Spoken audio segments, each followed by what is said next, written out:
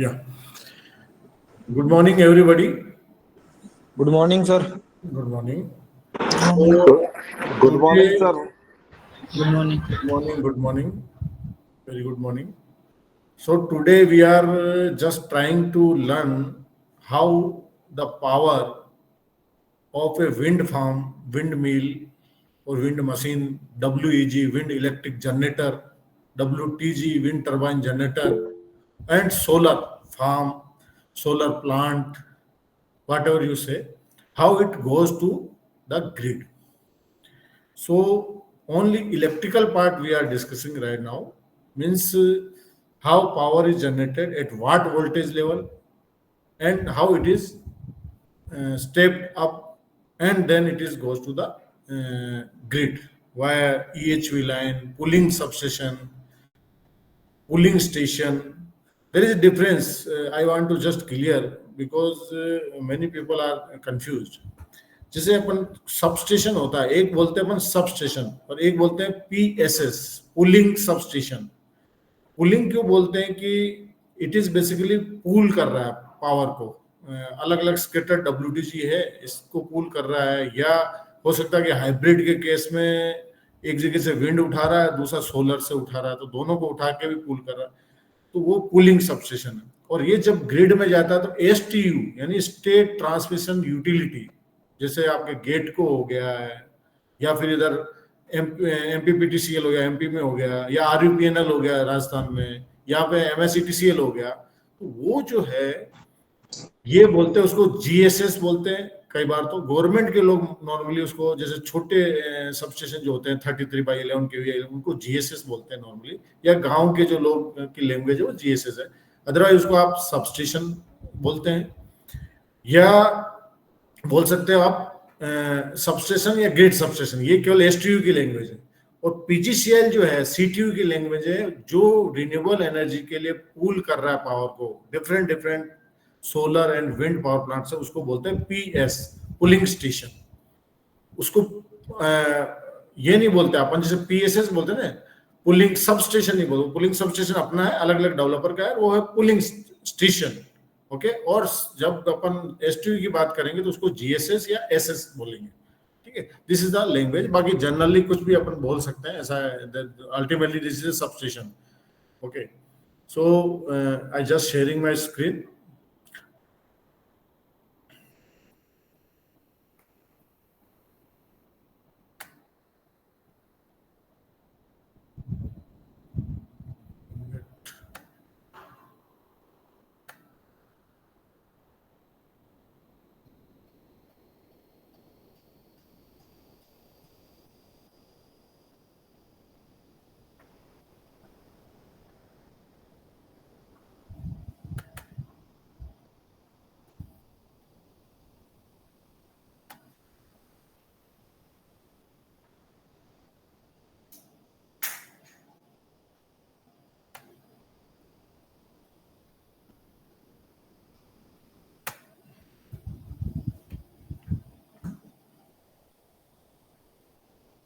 So my screen is visible.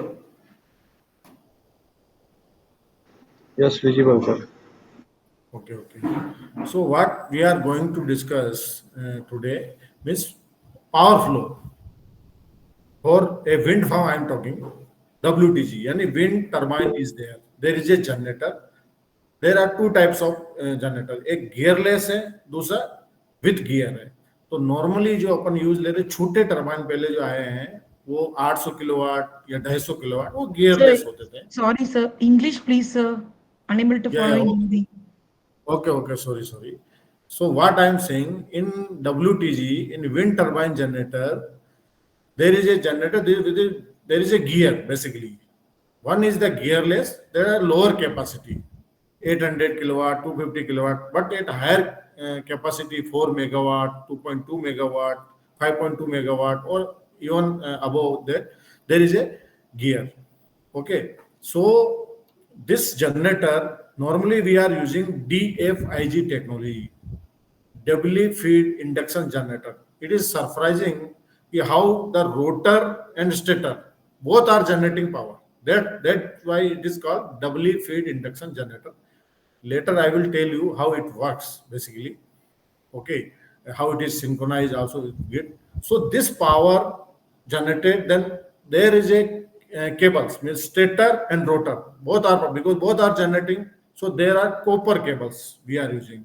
Earlier copper cables were throughout from generator to up to the bottom converter panel, but due to theft, it is now the practice we are using this copper cable up to the last tower section, maybe T4 section or maybe T5 section, where these cables are connected either by metallic joint. By metallic means uh, from nacelle side, from generator side, it is copper cable, and from that joint, that is T4 joint, you can say, it is called, that is the aluminum cables. Okay, maybe we are using 185 square mm copper for stator or 150 square mm for rotor, and they are connected either by a junction box is there, like in Suzlon they are using a junction box, and some other we are using the bimetallic joint. Bimetallic means bimetallic lug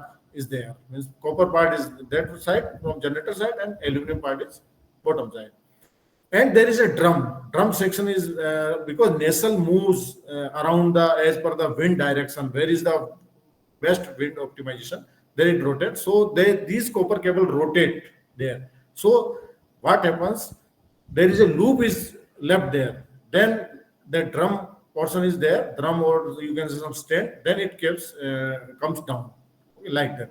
So nacelle normally moves 760 degree, whatever, that is the thing. So this joint is also critical. So this copper cable, then aluminum cable comes to converter panel, then converter to these cables are connected. I just show that one so that you will understand better way.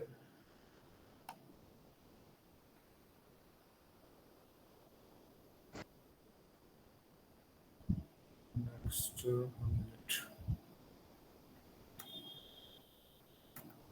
this one. It is visible right now. Screen is visible. Yes, sir. Yeah. Yes. So Yes, you sir. can see this is the WTG DFIG, doubly feed induction generator, 3.3 megawatt. Capacity is different, like Envision 3.3 megawatt, 4.2 megawatt machine is also already installed in Tamil Nadu. 5.2 megawatt Adani is installed in Kutch, Gujarat, Khavda. 4 megawatt is also coming. There are two types of generators, synchronous or asynchronous. Our this DFIG technology is asynchronous generator. And normally gearless is used as synchronous generator. There is no gear basically.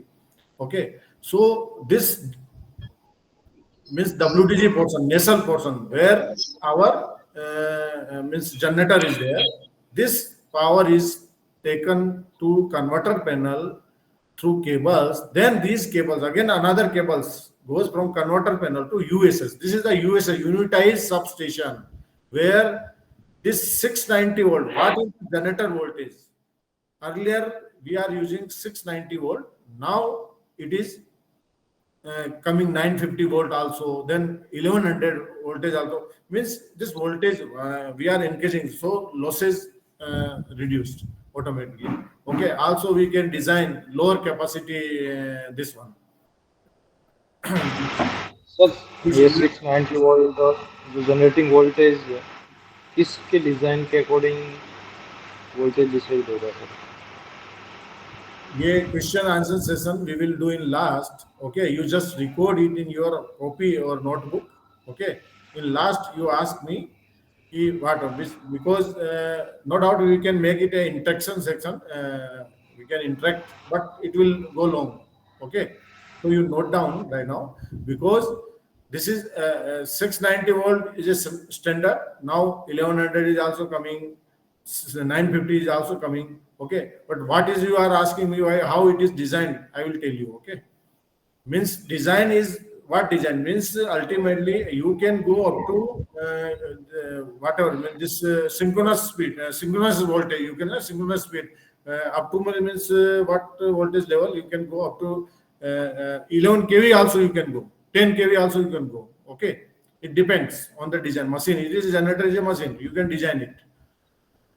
Ultimately, we have to design, but how to handle that voltage, that is important. Ultimately, you have to lay all these ST cables in the WTG part.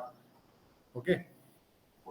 Uh, if we see this Siemens Gamesa machine, the transformer is upside. So ST cable is already coming. 33 cable is coming from nacelle to bottom panel. You can say this is turbine control panel. It is already coming there.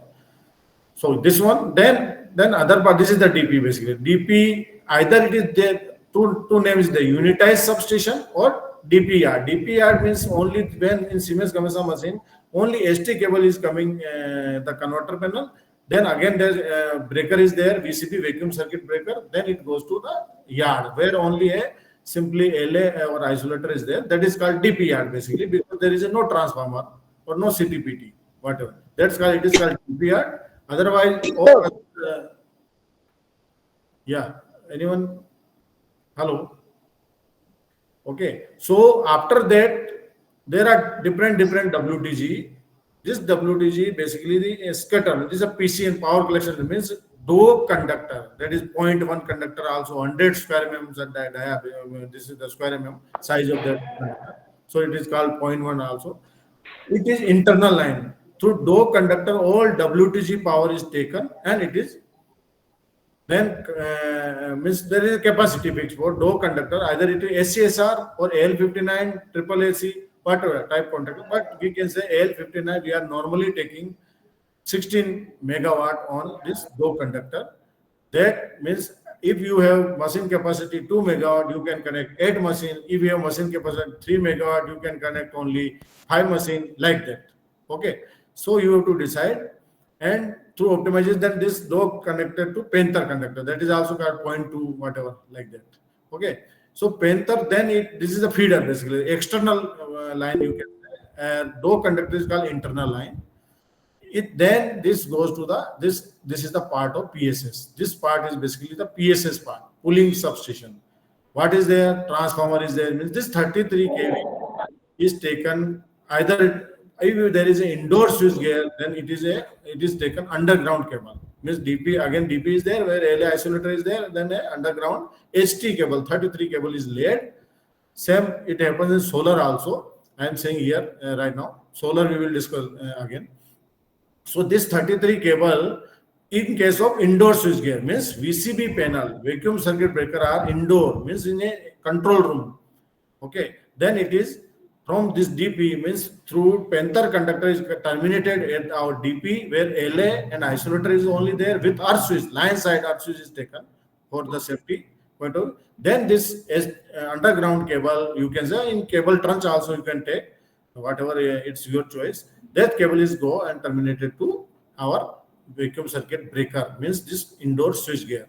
If there is AIS, air insulated, then CT, PT, isolator, all are separate foundation will be there, or we can install on the DP also. There can 4-pole DP we can do, and we can install all this CT, PT also there. Okay. So this So we need this to- So this we is a need metering at this point also, and also immediately next to the turbine also we need metering to measure the losses, correct? Yeah, actually metering at its end, at DPR end, metering means this FPV metering is done when there are two conditions basically.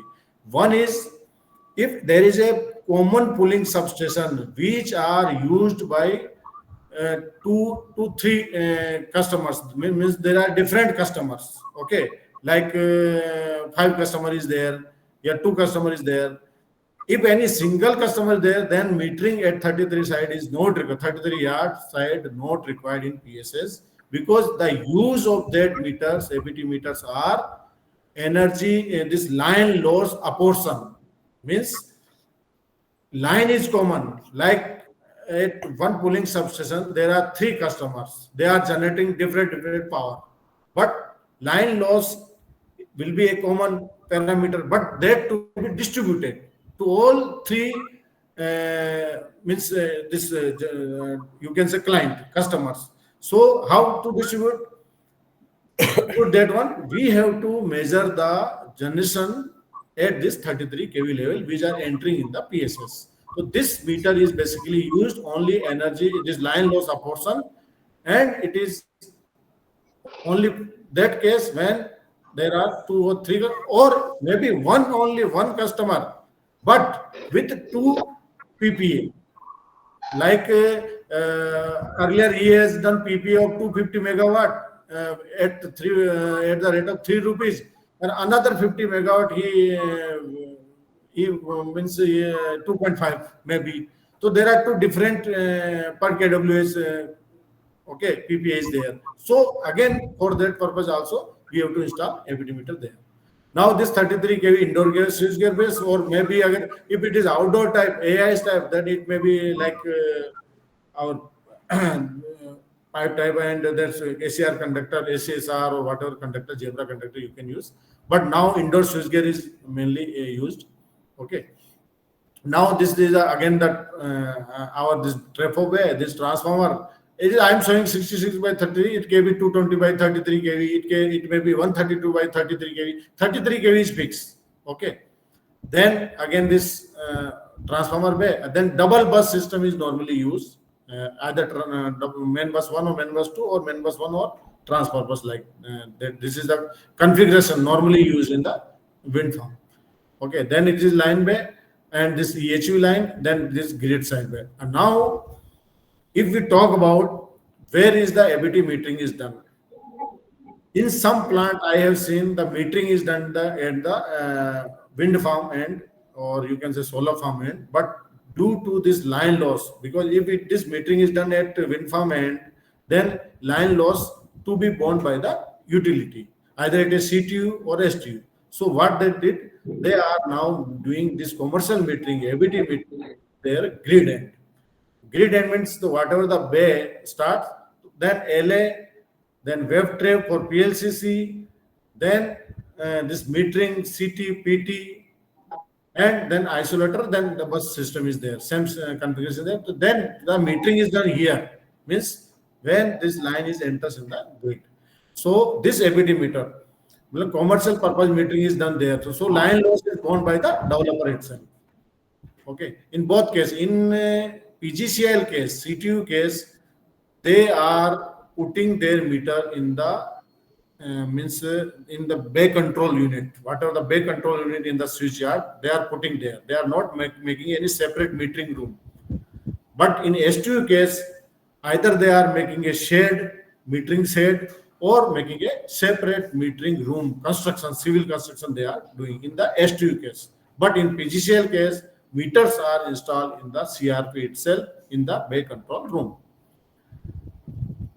So I have told that this is the one ABT metering. Another one is this is a main and check. 2 meters will be installed here at grid side. Main and check. 2 meters. And standby meter will be installed. Metering कहाँ पे होता है? हाँ जी क्या करो? Metering sir जो Sir, I request you to address the questions last session. Sir. Please continue with your session, sir. Yeah, that's what I'm telling you. What I'm saying, you just note down all these questions. I will clear each and every question in last. We will keep a question answer session. Don't worry, okay? Or even you can anytime call me also, and WhatsApp also group is there. You can ask. We will clear each and everything, okay? But we have to clear right now this thing. So ABT meter, this end means grid end, main and check. Yani 2 meters ABT compliant meter should be here, and standby meter will be here at line bay, which enters in our substation. 66 line bay, whatever is written here. This is 66. I just taken a voltage. Otherwise, it is 220 kV, 130 whatever.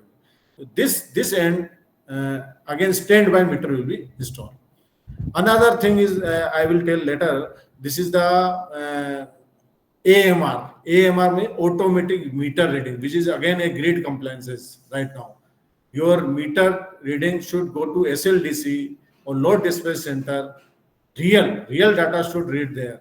I will later I will tell you what is the AMR scheme, how it works. But I just telling you here, this AMR means it is not done at grid end. It is done at your pooling substation end only. Here what you do, whatever meter you install at line end, that data should go to to the this SLDC. Okay, through there is a system for AMR scheme is there, data concentrator unit is there, modem is there. Through modem it goes basically. I tell you later.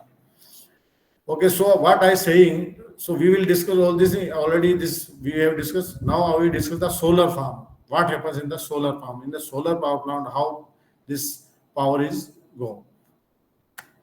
See this one. This is a very simple diagram. You can see. I'm not detail. I just simply I'm telling you schematic.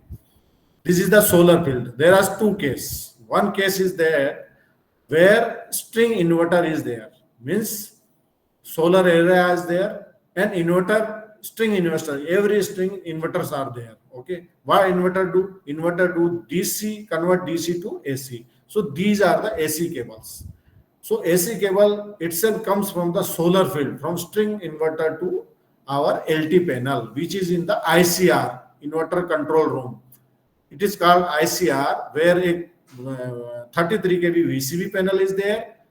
IDT, inverter duty transformer is there, that is outside, and other control panel like this LDB or whatever, that is also there.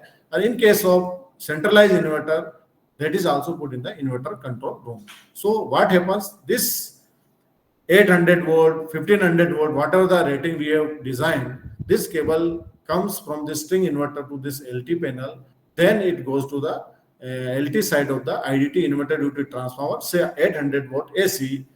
Multiple cables come here as per our ratings, maybe 16 megawatt, 12 megawatt, whatever the 12.5 MVA, 16 MVA, 18, what is the rating of the transformer. This 33 kV again through underground cable or through trench, it goes to VCB, vacuum circuit breaker. Okay, this is the control panel basically, and 33. Then again, from this 33 kV to this goes to the pooling substation, which is a particular pooling substation for 2-3 solar field. So this power goes to the underground 33 kV underground cable. Okay, so this is the basically power flow in case of string inverter. In case of centralized inverter, central inverter, what happens? String combiner box are there in the solar field, and this DC cables. In here the AC cable, here is the DC cable.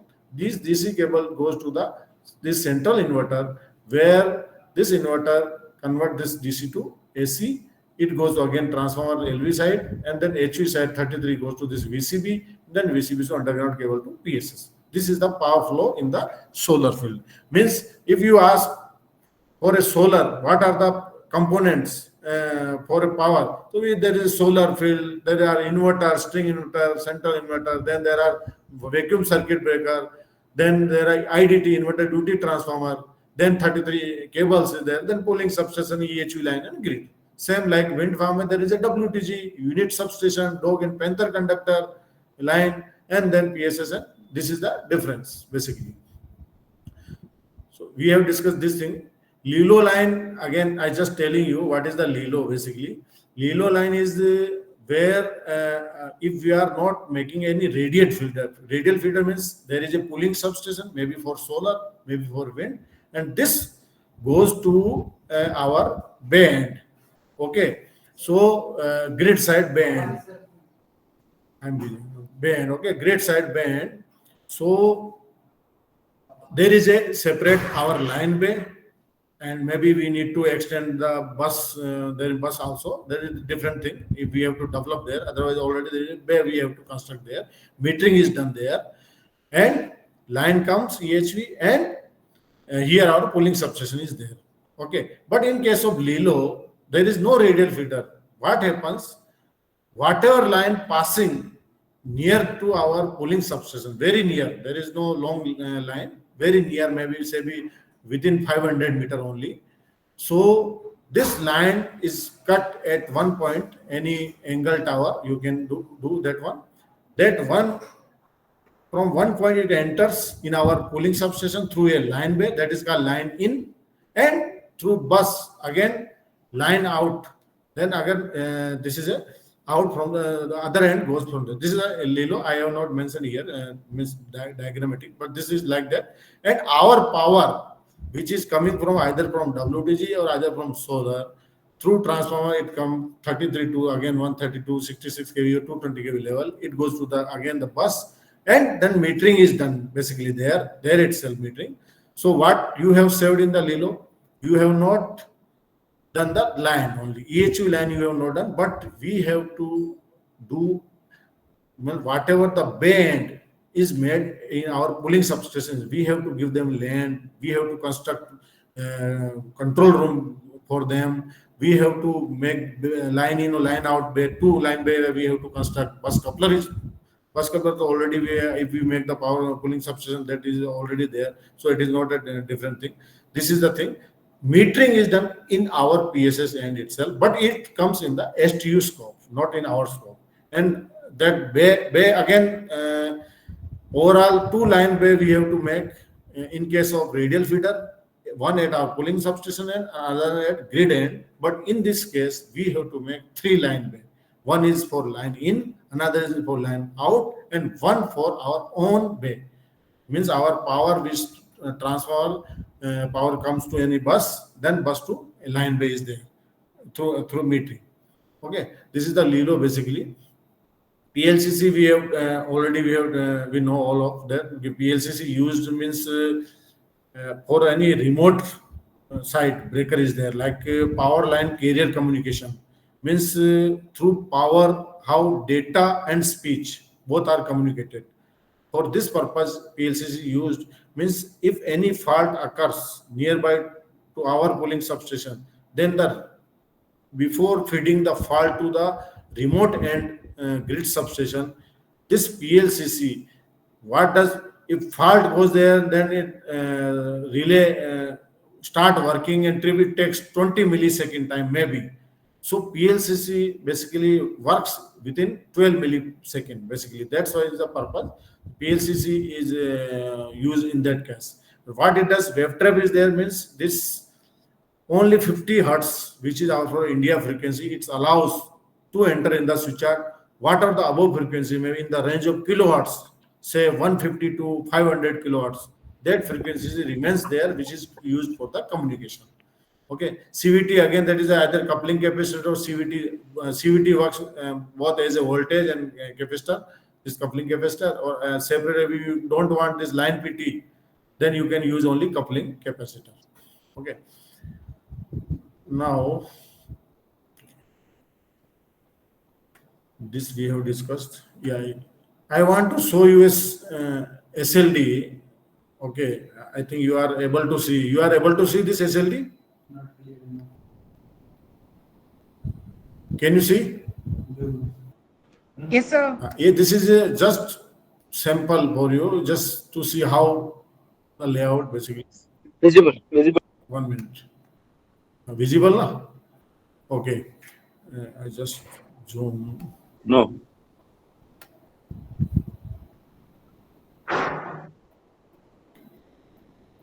Can you see? They're not visible. Pardon? Yeah, It is visible? Not clear enough. Not clear. Okay. it is. Nee, Visible. Yes, sir. no, only I am scheme, only I am telling, only for scheme, only I am showing. Okay, you just see only for scheme. Not, you cannot read all these things. Okay, like these are the lines, 2 lines are shown, which are going to the grid. Okay, here you can say LA, first LA comes, then this is the CVT. Okay, this is the CVT. CVT, what will do? It will be used for PLCC also and for line PT. Both work it do. If you don't want to use line PT, only coupling capacitor is used. It will work for PLCC. Okay, you can save money in that case. Or otherwise, this part normally comes in the grid. Either you are doing not only, or in case of CTU, there is no role of this, no specifications, approval, nothing is required. You have to follow the grid code and CIG only. Else, in STU case, this all these equipment, LA, CVT, wave trap, and then isolator, up to the isolator, tariff metering, CTPT, and up to the isolator, line isolator. All this comes through the approval, specification approval, and inspection also from the grid utility, STU, state transmission utility. In case of that, either whatever the case, solar or wind. But in case of CTU, PGCL case, that we have to procure this material as per our design, whatever substation we are making. Okay, so this is the thing. How LA then web tray, LA then CVT, web tray and CVT both are useful for PLCC purpose only. Then it comes to metering CT and metering PT. This is the metering PT, then this is the metering CT. Okay, ABT metering, tariff metering, you can say. Then again, simply this isolator comes, isolator line switch with isolator with earth switch. Earth switch is kept in the line side. Then again the protection CT, breaker, and this bus system. How it is connected here? There are double bus system. You can see double bus system. Okay, so this connected in center of this isolator like that. If I close this isolator, it will come supply to supply will be taken through this bus, will feed to this one. If it is coming to the grid or if going, so it will go through this one. Like same here, same mechanism for this line. Then bus PT is there for both of the you can say buses. Bus PT is there. This one. These are the transformer basically. I just on it. You see, these are the transformers. Same like line connected, same transformer are connected. Okay, then it comes to you can see here indoor switch gear. This is the indoor switch gear. You can see how it is connected through cables. This is a transformer LV side. Through cables it comes in the indoor switch gear. There is a transformer VCV 33 breaker. Then indoor switch gear. There is a common bus is there. Bus PT, all these things. These are the outgoing feeder, bus bar protection panel is also there. All these things is there. Okay. Then for 33 also here auxiliary transformer. For auxiliary power, there are two transformers taken. One is here, another is here. Okay. This is the basic configuration. I'm just showing you how this power in pooling substation arrangement, a systematic arrangement. This is the 33 one part. Another part is the line bay, transformer bay. These are the only component, and the DPR. Okay, this basically goes to DPR through indoor switch gear. Okay, this was only scheme I was showing. It is common scheme basically in every substation. This is a normal scheme basically. In Lilo case, it changes. Okay, now next.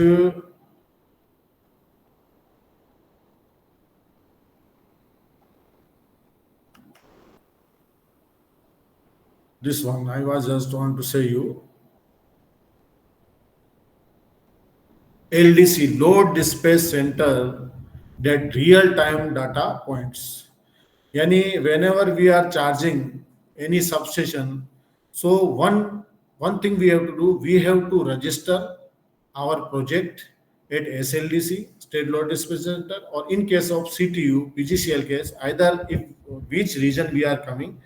If we are coming in Western region, then WRLDC, Western Regional Load Dispatch Center, or if we are coming south, the SRLDC, there are two centers. Another one is a center, NRLDC.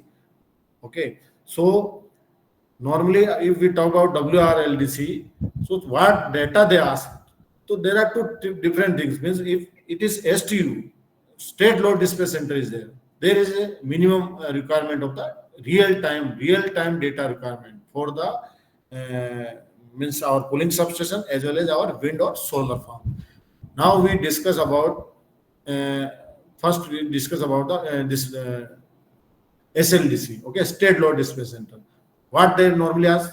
Some SLDC do not ask, but some ask weather monitoring data also, and some do not ask. But WRDC, these are the weather monitoring data. What the wind speed is there. In case of solar, they also are the solar irradiance. What are the solar radiance is there? Okay, so the normal data is there. What I'm saying, digital and analog, two type of data, digital or analog. What is analog? What is digital? Whatever the status means open, close, trip, that status basically called digital signals. Okay, and when we are giving the value, what are the megawatt, what are the MVR, current, what is the main bus voltage, frequency, they come in the analog data. Okay, so we have to understand digital and analog. This is the basic requirement. So old line bay, transformer bay, and even this 33 side also transformer. What are the isolator status? Close or open, or breaker close, open, or trip. Same in line bay side. Breaker open, close, or trip. Okay. Then comes the the analog data, like what is the megawatt, what is the MVR, what is the bus voltage, what is the bus frequency, even power transformer, old TC, tape position also come in this one. Okay. So this OLTC tape position, analog, it comes in also in the analog signal. OLTC tape position also comes in the analog. Okay. And WMS में wind speed, barometric pressure, wind direction, humidity, and ambient temperature. These are the common parameters. Here, Maharashtra, it is not required, weather monitoring station, WMS. Otherwise, in Gujarat, it is required. Same in case of WTG. 1 minute. This is the megawatt MVR speed. And now, this is in case of solar. Okay, weather solar radiance also required with wind speed, inverter status, megawatt or MVR. You can see simply. PPC, if PPC is another thing, I just first tell you the PPC. Okay, we just cover this one, then I will tell the scheme PPC. PPC is the power plant controller. Basically, it is nothing else. It is simply a logic which integrate our capacitor bank, static watt generator, our inverter, you can say our solar farm or wind farm. It integrates basically all these things and control the voltage, frequency, active power, reactive power, all these power factor, you can say. There are 5 modes basically. This is controlled by the PPC basically. Okay. So this is the status is asked by the SLDC. Normally, wherever we will install PPC, these data we need to integrate. We need to send real-time data to our state load dispatch center or WRLDC or SRLDC. What is this? PPC voltage control mode. Enable or disable? What the status? Okay, this is digital again. Voltage reference set point in kV, that is analog. Voltage actual in, what is the actual voltage running right now? Okay, that is our voltage control modes in slow mode or dead mode, dead band. That is all analog. These signals we have to send to load dispatch centers, or if we have installed the PPC. Okay, same for PF control mode, PF reference. What is the actual? Okay, and for active power reference, active power. What is the reference active power? Actual available active power. Again, in reactive power case, mein control mode available power for absorption. In case of reactive power, there are 2 modes. What?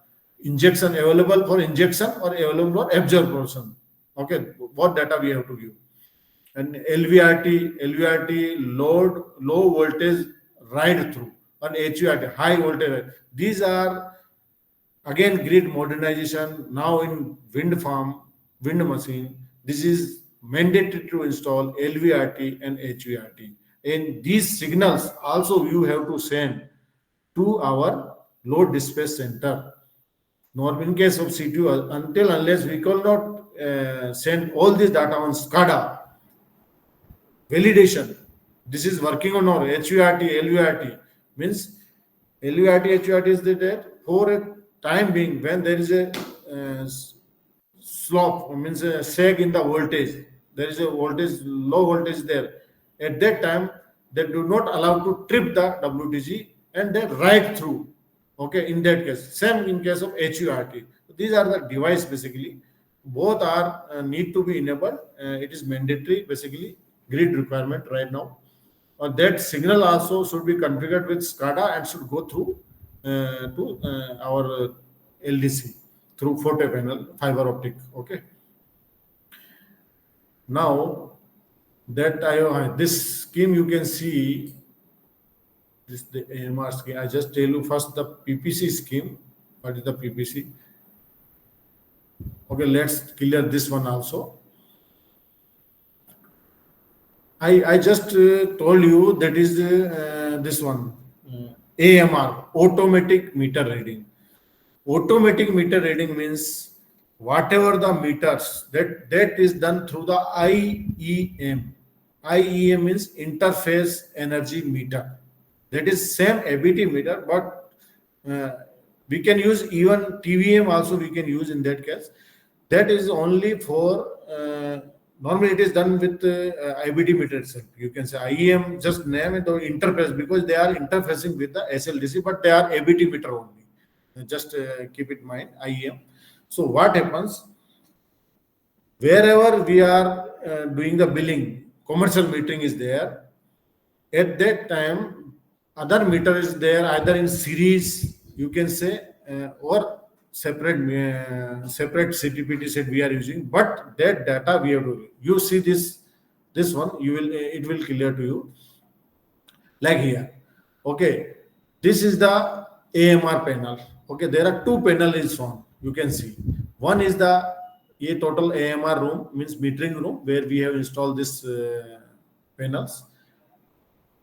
One is the DISCOM meter. DISCOM means purely it is sealed by the DISCOM and used for the metering only. Okay, commercial metering only. Here, because we are showing the AMR scheme, that's why DISCOM main meter is not shown. So wherever the DISCOM main meter will be where, this IEM for AMR purpose, that meter will be not used in series. Please be clear that the main meter which is used for the DISCOM for commercial purpose, that will be not used for the IEM for SLDC purpose. So we are showing here only the check meter. Means the another meter will be check meter will be there. Same, the main and check. Okay, then check meter, this you can say bus, we have taken the CT and PT input to this check meter. In series, we have put the AMR panel. Means this AMR main, AMR check. There are two meters. Okay, so both are put in the series of the check meter, which is of the DISCOM. But in the main meter of the DISCOM, it is not put in the series. It is put in series of the check meter only. So you can see here, through LAN, this data comes to this Ethernet switch, then Ethernet switch to LIU is there. Okay, this is connected through the GSM in the wireless connectivity. Okay, here is the connectivity, means there is no forte, there is no forte is not used. A separate SIM is given by the SLDC itself. That SIM we have to put in the modem here. Okay. The data concentrated, this is the DCU, data concentrated unit. Okay, so this data is collected here and it goes to this one, wireless connectivity through the SLDC. Again, the standby, this is also here. Okay, you can see here. Now standby, main check for AMR panel means automatic meter reading, main check we have clear. Now standby is also there for IEM, means for AMR standby is also there. Their standby meter is grid side. Okay, grid side, the meters which are installed in the CRP, control relay panel. There is no separate CTPT. Only the metering core of the protection CT is used for these meters. And you can take even multifunction meter is there in CRP. That metering core of the protection CT is used for this MFF. It is put in series to IEM, standby IEM. Okay, that is again through Ethernet switch and LI, it goes to the. Okay, this is the overall, you can say AMR scheme, how it works, how data is sent there. Two CRP is on. This is the LILO case. So one is the line in and another is the line out. Both CRP is on here. One for line in, other is line out. Standby meter is taken in series of MMF, multifunction meter. And then this data goes to this through Ethernet switch to LIU, means light interface unit, through where we connect this OFC cable, light interface cable. Okay, then this go to SLDC.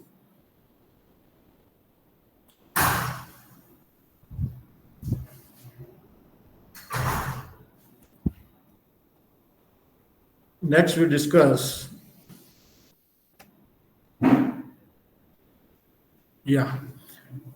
how many you heard about before commissioning, before connecting with the grid, This nowadays this is a requirement. WRLDC, SRLDC, mainly in CTU case, it is a requirement to for system study. Means how your WTG power is coming through dog line, panther line, then transformer are there. Load flow study we have to do. We have to reactive power compensation. Then what is the requirement comes there? Capacitor bank or whatever SVG you are installing. That all study we have to do. For that there are two software basically. That are called PSSE, Power System Simulator for Engineering. Power software. It is a software basically. Power System Simulator for Engineering. Or another one is the PS card, Power System Computer Aided Design. SCADE we know already, Computer Aided Design. So PS means Power System Computer Aided Design. What these software do basically?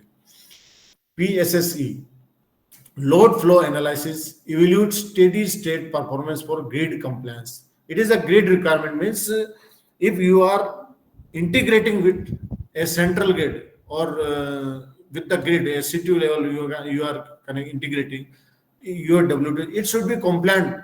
Grid compliant means there should be no such fault or some major reactive power absorption like that. So all these are discussed, and even HVRT, LVRT capabilities also checked. You just see here, load flow analysis is done, evaluate steady state performance for grid compliance.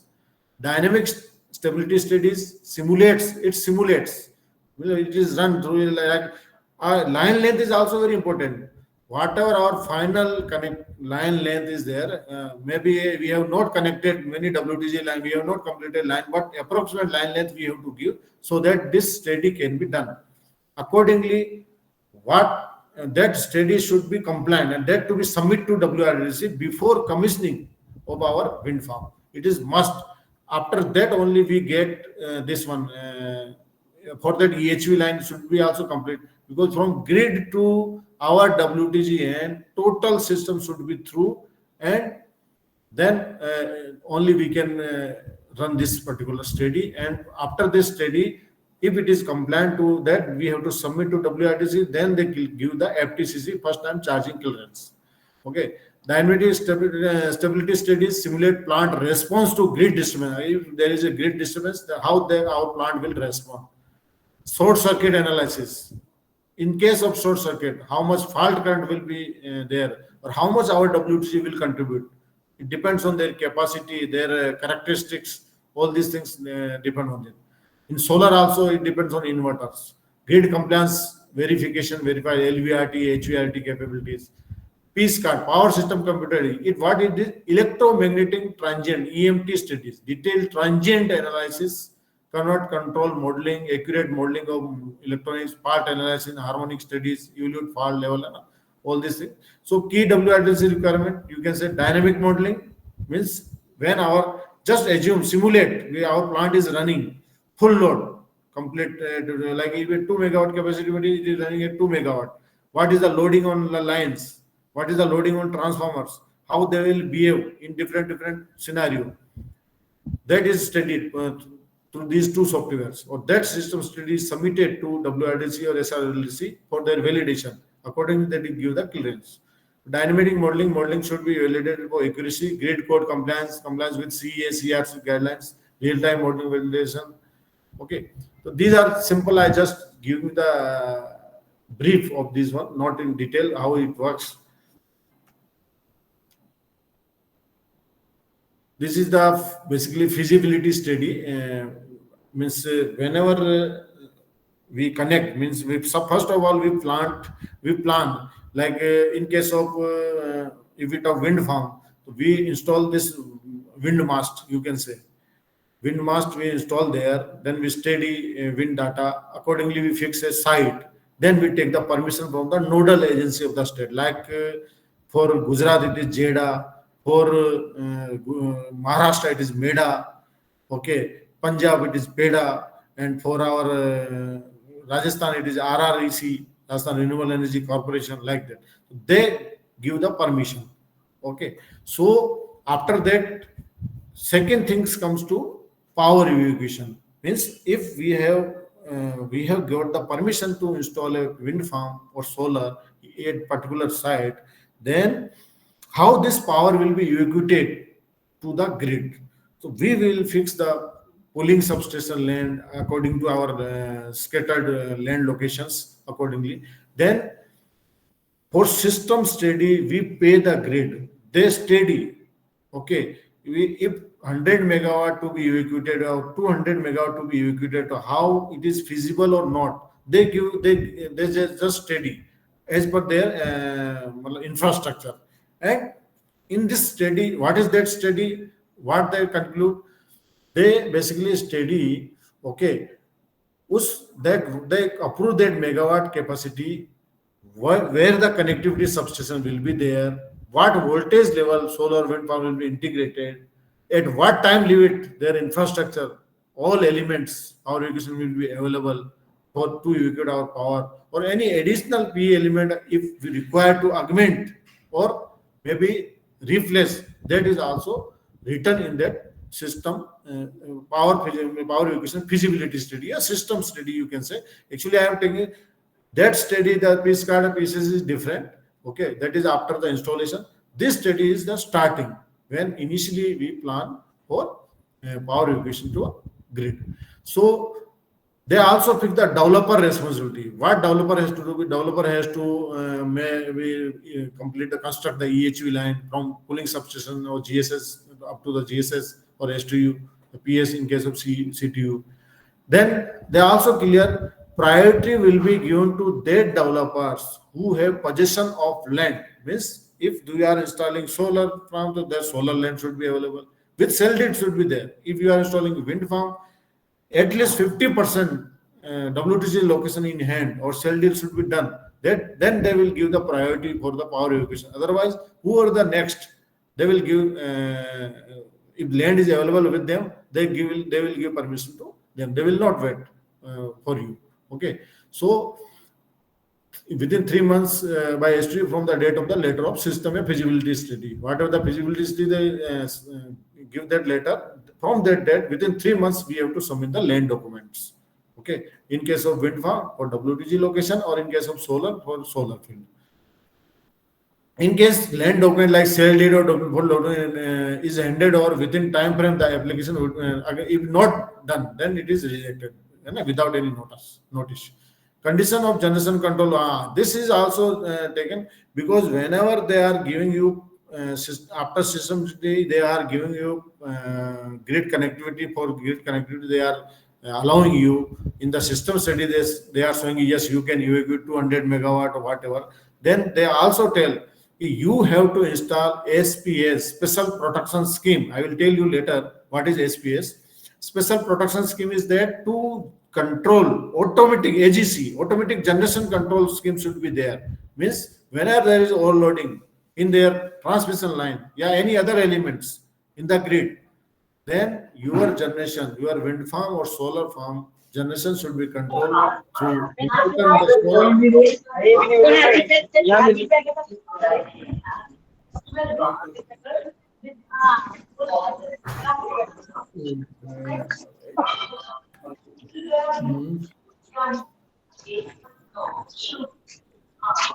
anyone can hello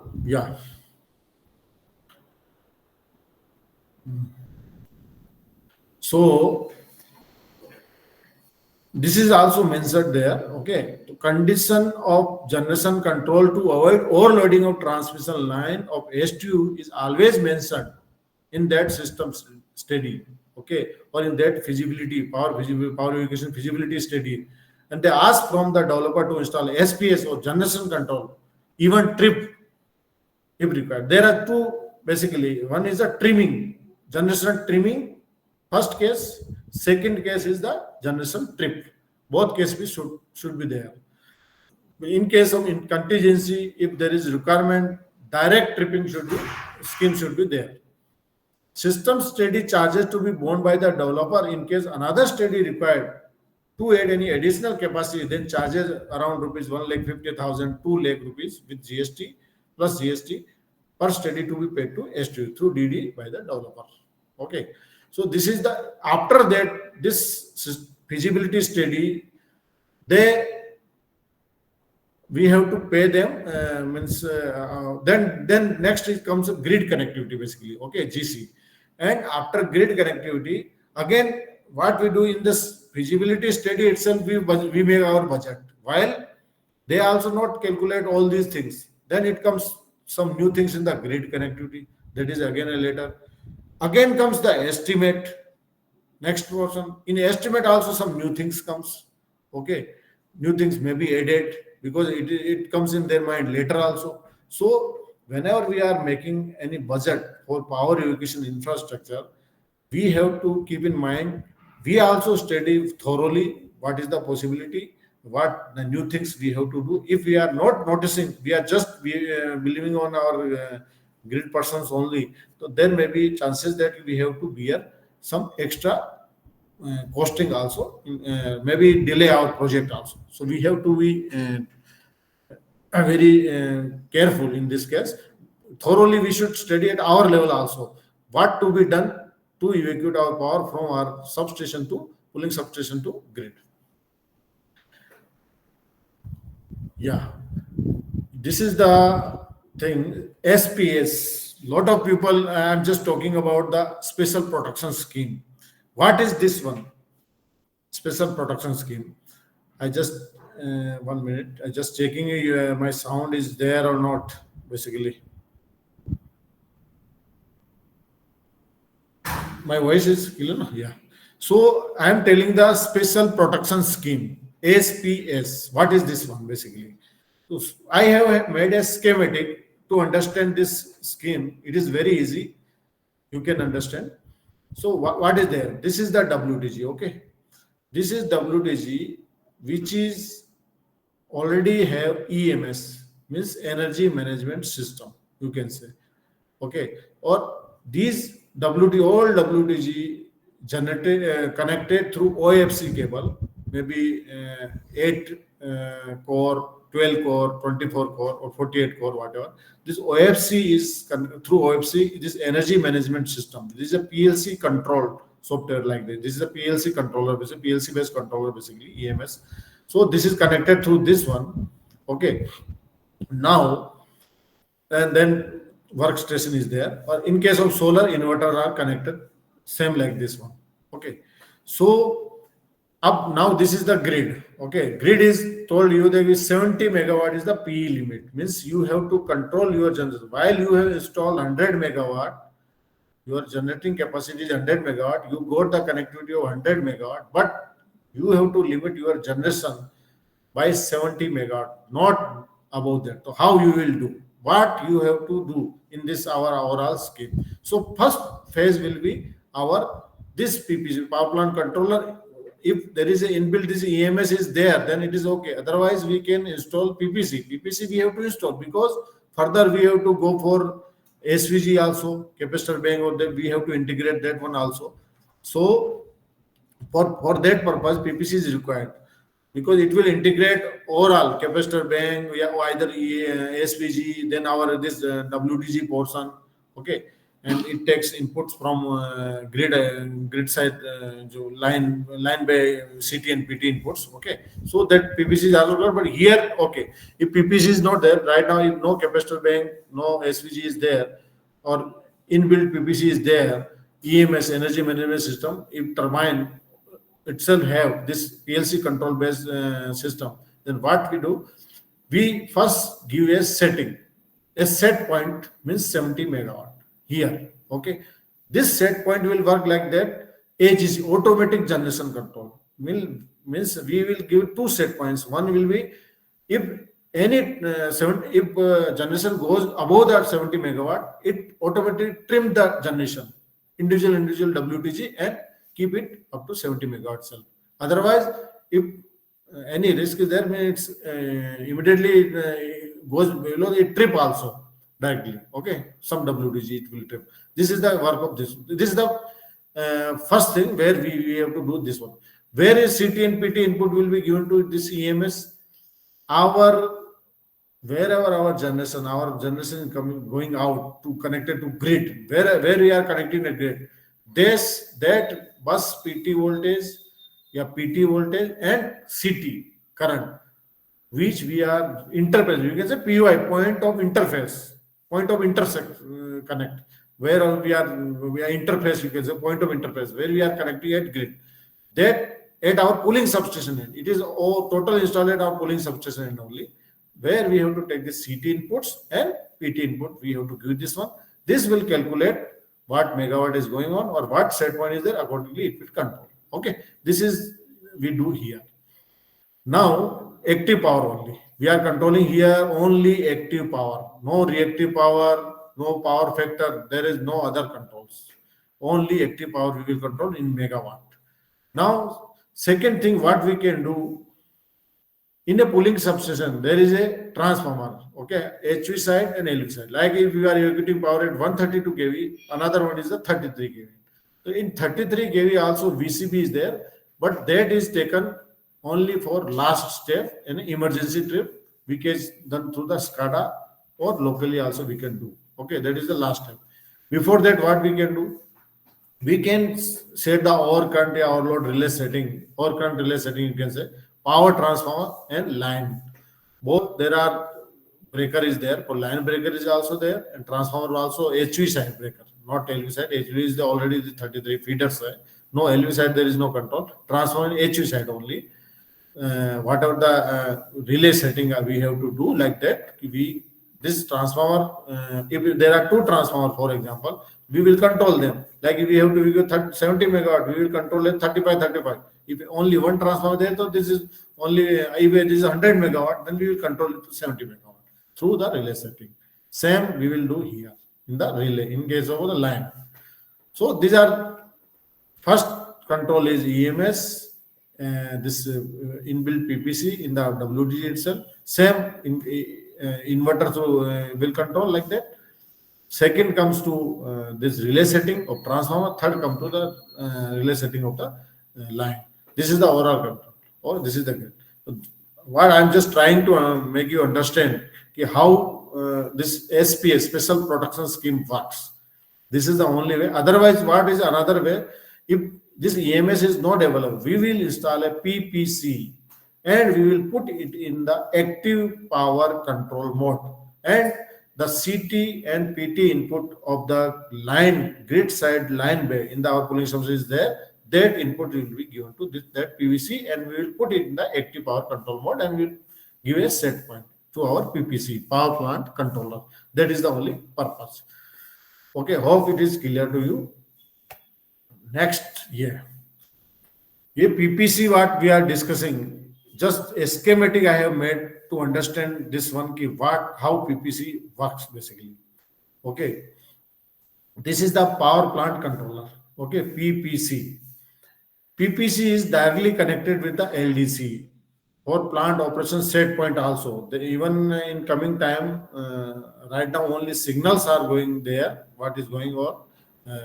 Means P and Q, means active power, reactive power, whatever going there, that is only seen by them. But in coming time, they will control also. Okay, LDC will control our generation. In case we are not doing, they will trip our system from there. In coming time, it will come. It is under discussion right now. So what we are doing? So here you see, this is the overall scheme where this is the pooling station, means of PGCIL or substation of the NESTU.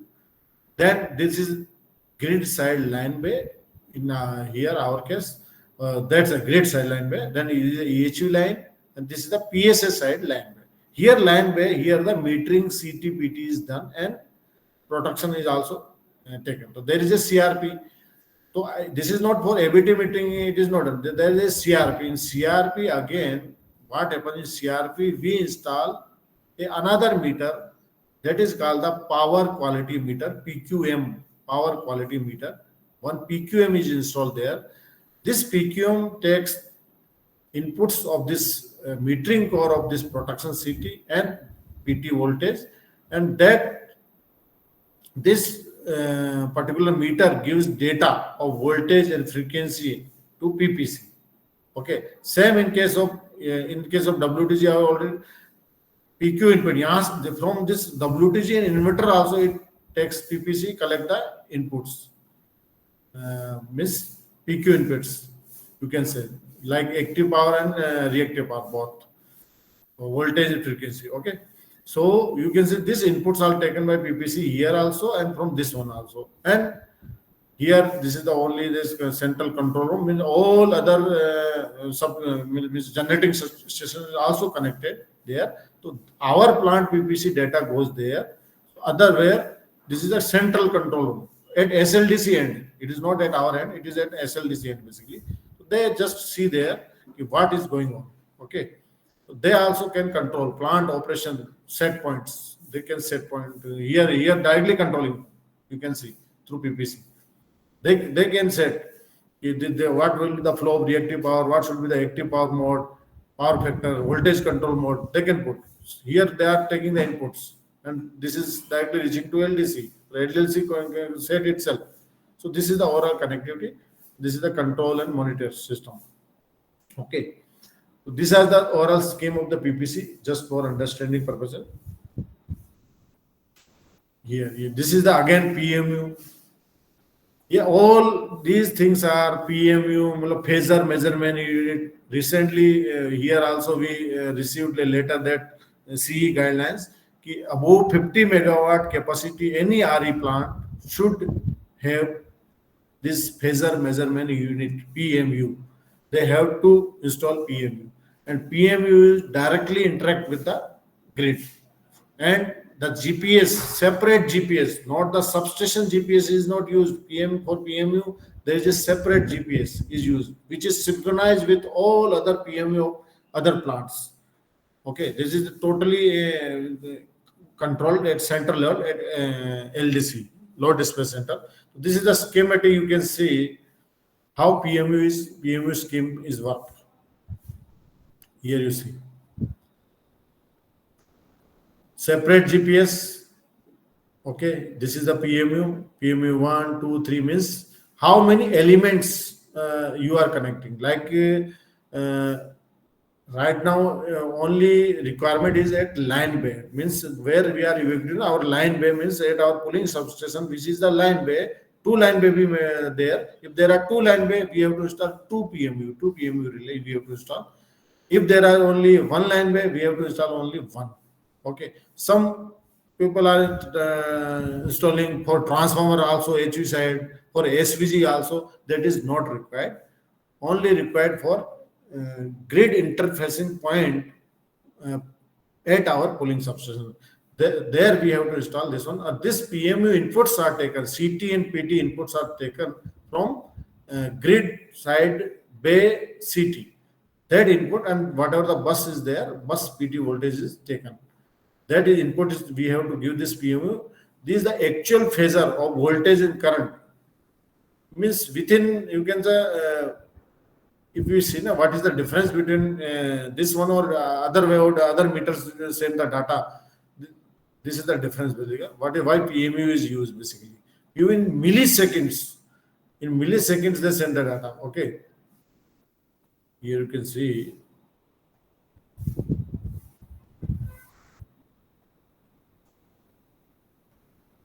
Yeah.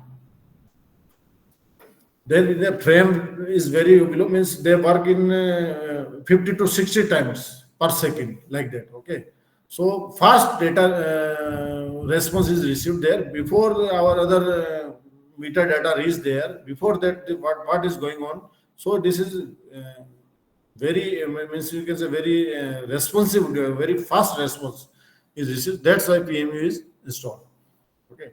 So the SLDC and the grid people, they can this load dispatch people, they can maintain and they can stable the grid because they get the response from different. All PMU has at same clock, so they able to know what is going on, so they can control accordingly and save avoid to the grid disturbances, blackouts, whatever.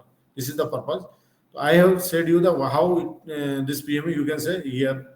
LT switch, LIU is there, light interference through OFC and through FOTE, fiber optic terminal end. Through only data is going, means CT and PT input taken from the line bay Then this PMU is connected through OFC, through ALI light interface unit, OFC to Forte. Forte through the data goes to SRLDC, SRLDC or LDC, any load dispatch center. Okay. Mainly earlier it is only CTU requirement, but now STU is also asking as per the latest CE guidelines for 50 megawatt above RE plant. This is the PMU, phasor measurement unit. Okay, you can see like that.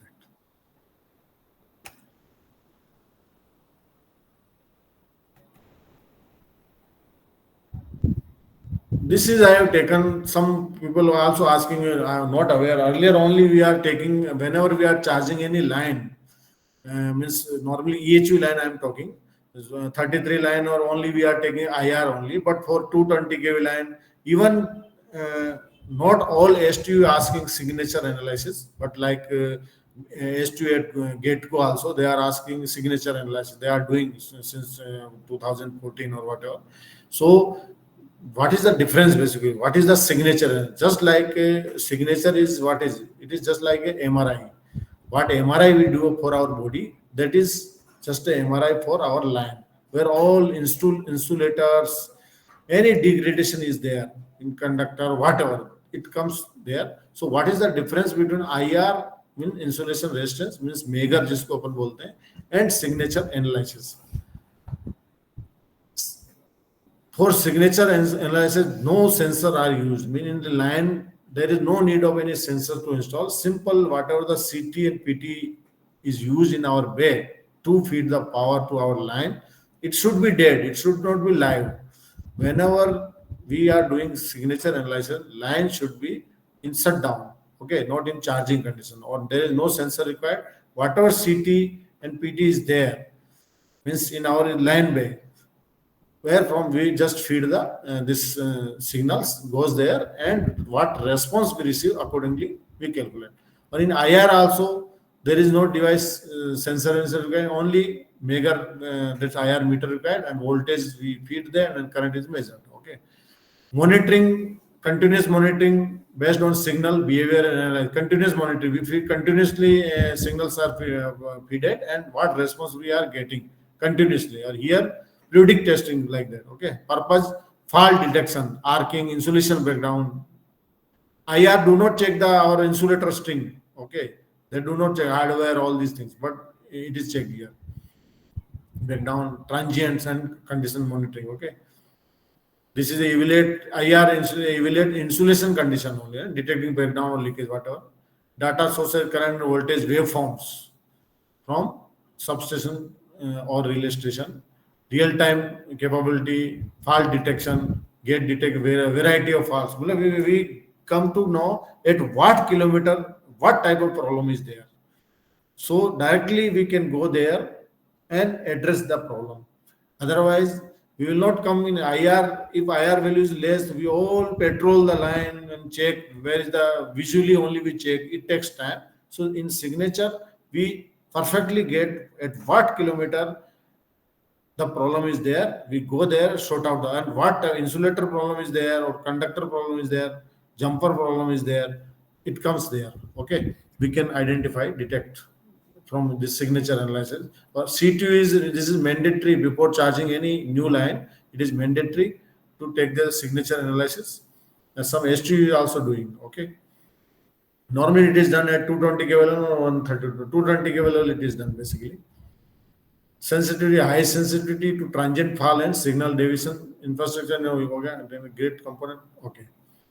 Now, another one question someone asked me, what is the difference between capacitor bank and SVG? Because someone telling that reactor is already there in capacitor bank, but why SVG is used? So I just a comparative sheet is there. You just come to know. Static var generator means what it do. It is basically both. You can say reactive power and inductive. Both things it is in both cases. While capacitor is only reactive power compensation. Only reactive power compensation. You can see the differences. Now it is costly SVG, but now people are going with SVG only instead of capacitor because the grid modernization requirement is increased. If you have installed capacitor bank, But now customer also asking me you install SVG itself. So what is the function? Just check aspect function. This is SVG, static var generator, is used for dynamic compensation of reactive power. Dynamic, or this is the capacitor bank static compensation. This is the difference. Static compensation and this is the dynamic compensation. Okay, that we have to understand. What is this one? Power factor correction, precise and continuous hota hai, and it is stepwise and less precise. Capacitor bank stepwise.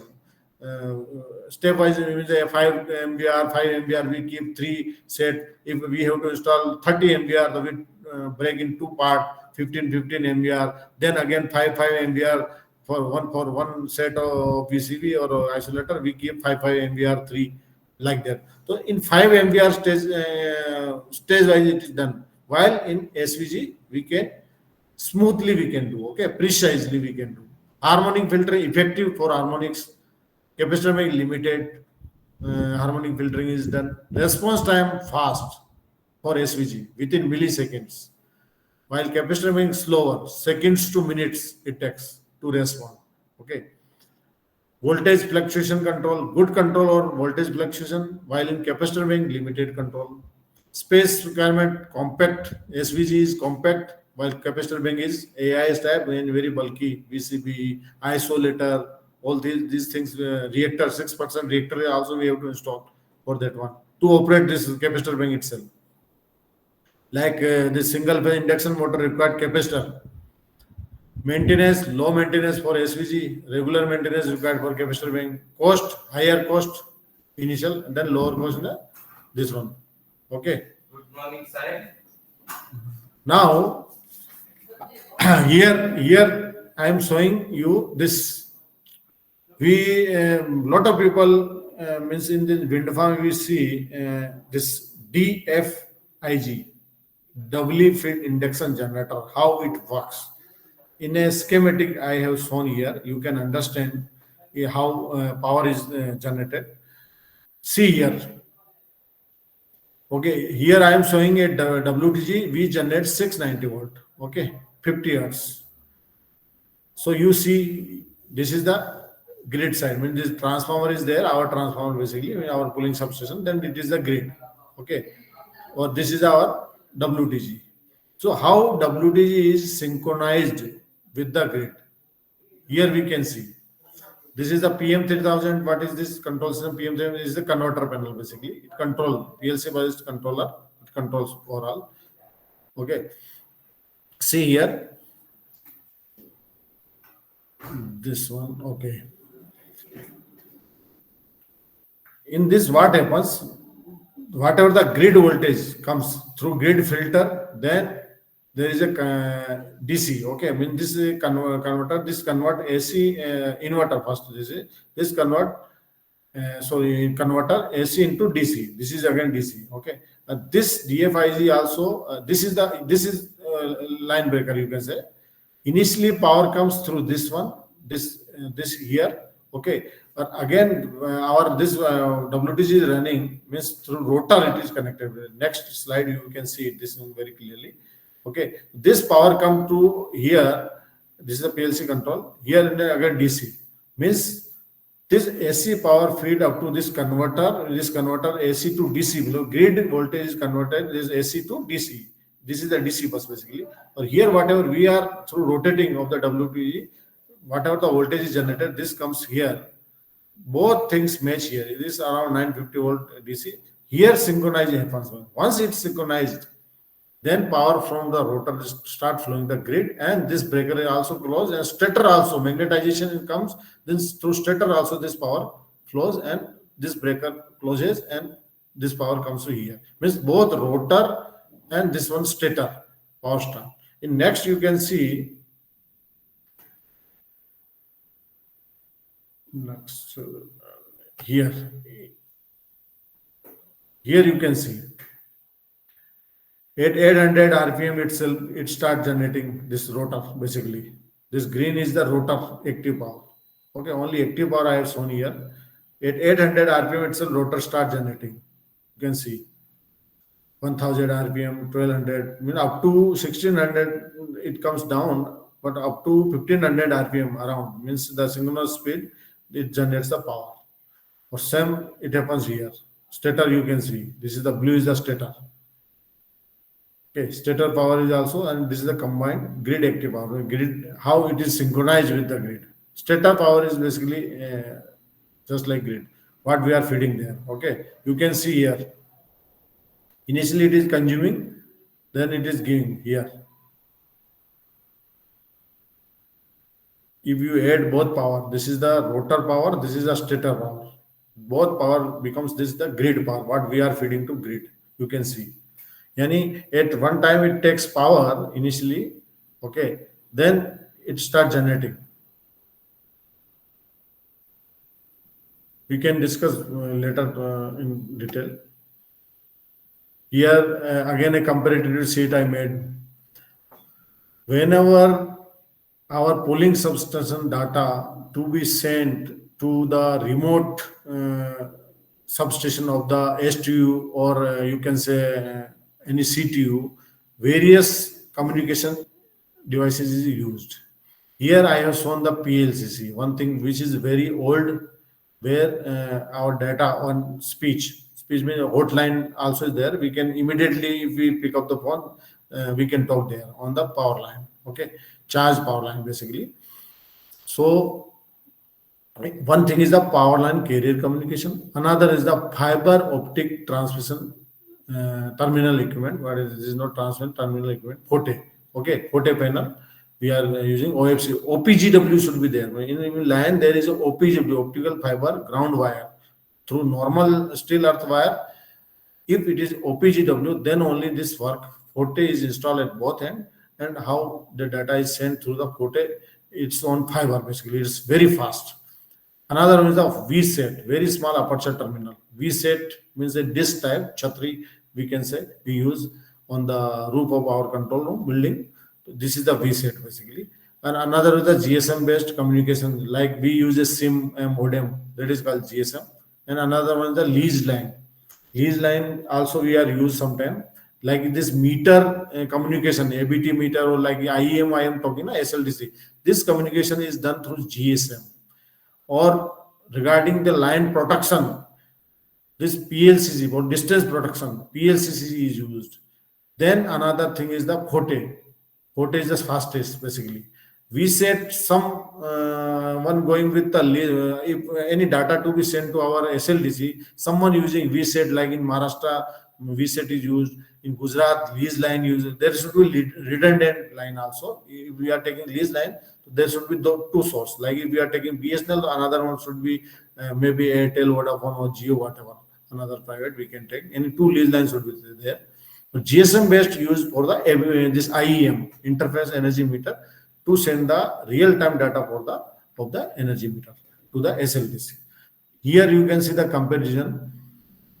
PLCC, analog, digital, or power lines technology types, if you can say. Like FOTE, it is optical fiber. VSET, satellite. GSM, cellular, means our SIM. Lease line, dedicated point-to-point connection. Dedicated line is in RF, it is common for all, publicly available. But lease line is only for us, dedicated point-to-point, mean from SLDC to our pooling substation.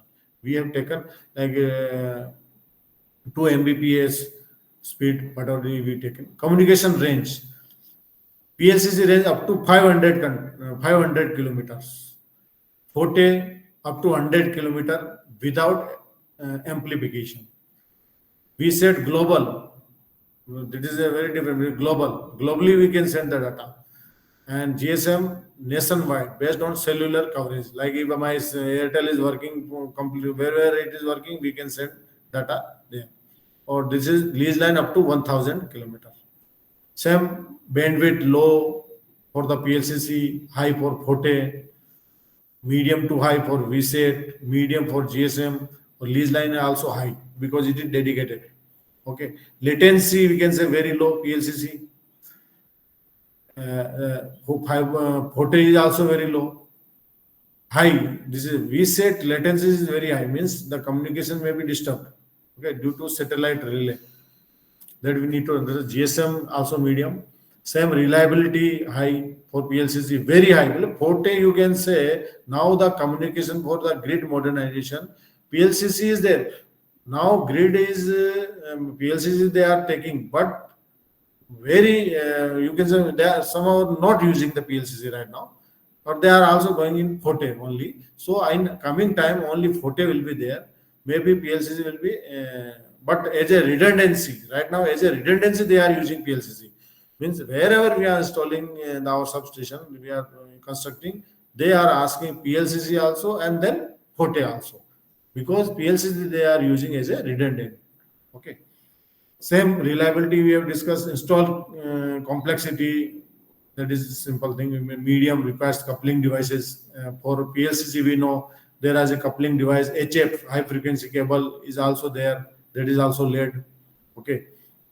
High requires laying of fiber. This is a transmission line. In place of earth wire, it is laid. OPGW is there. So that is time consuming and required. Okay. Again, we said medium, simple to install on the roof of the control room building. GSM, low, very low usage, existing cellular infrastructure like modem we have to use. And the lease line high requires physical cabling installation, like we are taking this here, BSNL OFC. Maintenance requirement, cost, medium, PLCC, high, Forte cost is very high. We set high.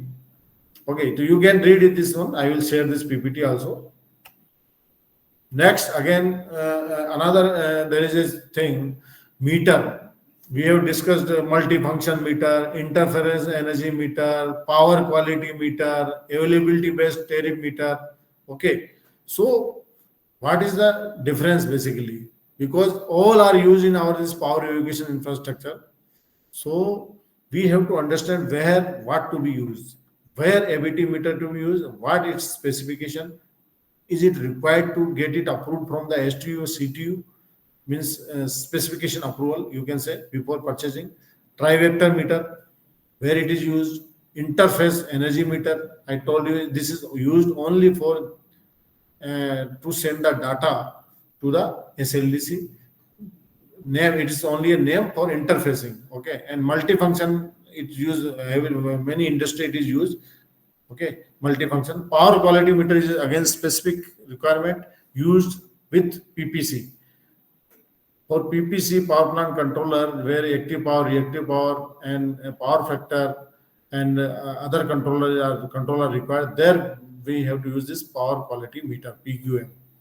The purpose we are discussing, ABT meter is used only for tariff calculation based on grid conditions. Okay, tri-vector meter, measurement of active, reactive power and energy. These are the mainly we see KWH, KVRH. Okay, these things only. For interference energy accounting and grid connection point. What SLDC energy accounting, just check means MS like for any discom is taking readings, but billing will be done through the SLDC. So because they are power purchased by the discom only. So they seal that meter, that they do MRI, meter reading instrument, you can say, every month. And accordingly, the billing is done. But to recheck, revalidate, that is done through the IEM at SLDC. So whatever the data they are sending, it is checked by the SLDC through IEM. And we also have the TVM or what type of meter, MMF, either or in CRP, we can use that meters to check at our end also. Okay, so readings are okay or not. Same here, multiple parameter like frequency, voltage, all these data is there. Okay, and this is for power. PQM is power quality monitoring. Data measured, what data availability, active, reactive power, frequency, time block, 15-minute block is used basically. It is coming now, 5-minute block also will come very soon. Time block wise energy is registered there, active and reactive power and frequency. Tri-vector, active power, reactive power, apparent power, energy, but it is not used for the metering. Tri-vector meter is also a very good meter. It is normally installed and reads also accurately, but it is not used for the tariff. Okay, commercial purpose it is not used. Interface, active and reactive energy at tie points. Again, I have told some. This is a multiple voltage, current, reactive power. Power quality meter, voltage, current, harmonics, frequency, power quality means as name suggests, power quality meter means it mainly focus on the quality of the power. Harmonics, how many harmonics are available in that one, voltage, fluctuation, current. Okay, all these parameters are correctly checked. Usage, ABT meter use utility settlement under ABT mechanism, that is for ABT meter. Tri-vector meter, commercial industrial installation, we can see metering is done, but they are like if we see any industry is taking power from the grid, they are also sometimes they install this tri-vector meter, is a check meter. They install in CRP or whatever. Grid tie, I have already tell, interface meter, multifunction meter, simple, normal, all panels in if we simple industry we see for on their energy monitoring, they use this multifunction energy meter. Okay. And quality meter PP with PPC, ensuring compliance with power quality standard. It is a requirement, grid requirement. Okay. Yeah. Next slide we are discussing first time charging clearance for solar and wind plant transmission element. What I am telling you, when our system is ready, okay, then there are, first of all, there are a lot of approvals are required. There are separate thing. I will tell you. If we talk about wind farm, then WTG, USS and 33 line, we need only CIG permission. Okay, CIG means the drawing approval should be there initially, then charging permission from the CIG. CIG and CIE, again there is a confusion I am telling. Both are electrical inspector. CEIG means that they are the state. Any electrical inspector, yeah, any state level projects we are doing, we call it CIG. Okay, they are also electrical inspector only, but they are at the strength level. CEI, that comes in the under of CEA. CEI means Central Electrical Inspector. That comes from the center. Okay, and the way is also I have seen observed different. In case of state level, what they do, they come and inspect and give the CIG. Okay, but in CI case I have seen every time what they do, they come and they give some points to close. That is that compliance we have to do for those points. Once we have compliant that point, then they give the CIE charging permission. This is the difference I have observed that I am just sharing. Then again we come to pooling substation. Then there is also approvals. Lot of approvals are there. Means our this SLDC real-time data validation also required. PLCC end-to-end data validation means our production is healthy or not. We have to check end-to-end. It is working or not. AMR, automatic meter reading data is reaching to SLDC or not. That we have to confirm. Then we have to go with this our STU, all these drawing approvals of all the equipments we have purchased, which comes in our scope, that we have to get it done from them.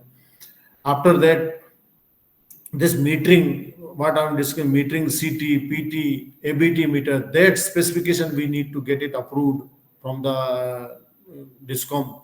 Okay, and according to that specification, we have to get it inspected from them. Then only we can install. In last also they come and they witness the testing, they review the testing reports. That is also done. Settings, distance relay settings also should be verified, validated by this STU. Other than that, another many approvals is there, like CIG is also there for EHV line, or then CIG we have to do. For EHV line, if okay, for line that is separate, means we can say the CIG also 4S, NH crossing is there, PTCC, that we have to take. Okay, and same here in PSS also, this drawing approval, all these things in CIG I have already. Another that we have to take power from the grid, that synchronizing permission also required. Okay, final charging up. Now why this sheet I am showing, this is the final. If you will get a charging, means permission to charge, that permission comes from the SLDC only. When everything is okay, CIG just shows that you have completed the work. Once you get everything start with CIG only. First, you have to complete the work, get the CIG. Once CIG is there, then the further work is start. Will further permission if we are applying for final grid connectivity, you can say. Then this startup power if required from the grid, that is also required initially. That is also required SLDC. What I am saying, that is the final FTCC. In case of WRLDC, it is called first time charging clearance, FTCC. Whenever we have to take, if we are to take FTC first time, any element, either it is a 33 kV bay, either it is a transformer, either it is a line, these are the elements. That element before charging, we have to take permission for each and every element. If we are charging line, then for line also we have to submit the documents online. Okay. Same for transformer, not means charging code we have to take. That for FTCC we required. After that, they give the charging code basically. So what is the FTCC? First time charging clearance. What is the requirement? Submit all pre-commissioning test reports to WRDC, including installation test, relay coordination, system integrity test, provide drawing, equipment specification, clearance, system study. What I am telling is system study. That this PSSC or PS card that we have to submit. Okay, it is also required. Inspection by WRDC is Southern Region may inspect the site. Okay, ensure readiness for inspection, including this is okay. Scheme production validation, that is through SCADA we validate how our 33 side, 220 side, all what I have given the signals means analog and digital signals, whatever required by the LDC, we have to get them validate each and every year. If breaker we have closed, it should show closed there. If we have opened that, it show open there. Same, if bus voltage and frequency, that we have to show. It is what is showing here, what is there. Okay. Every data they validate before giving this FTCC. Even 33 breaker also, even 220, everything. Oh, this OLTC tape changing position also, tape changer position also, we have to show there. SCADA and communication readiness should be there. Okay. Accordingly, they give this permission. Yeah, so it is over now. You can ask question related to this webinar.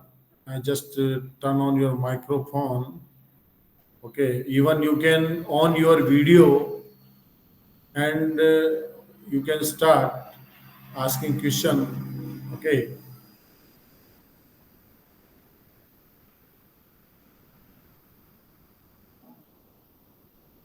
Sir, can you explain more on this WTG rotor circuit actually? You are saying that with lower speed it will start generating. You are showing both stator and rotor is generating the current, correct? That's it. Actually, there is a rotor it is not a means fixed type, not rotor is a fixed. It's a winding first of all. Okay, so once our rotor start rotating through the wind, okay, then but magnetic flux you can when generate when stator winding is also get the power. Once the grid power reaches to stator, okay, stator winding, and through this our rotating rotor also get the through rotating there is a it's rotate. So the magnetic flux is generating, but at the same time, this rotor grid voltage should reach to that one means. But that happens at synchronous speed only, sir. That is near to 1500 or whatever is the synchronous speed. That time only the stator will get the grid voltage. Till that time, you won't get the power because in that slide you said that below the this thing also we are able to get both 800 and 800 RPM or what 900 RPM it start generating what I am saying. No? Actually, yes. What happens? Why I am telling the synchronization, how the WTG is synchronized with the grid means there are three necessary things required for synchronizing with the grid. First thing is the voltage. Okay, voltage should be the same with the grid. Second thing is the frequency.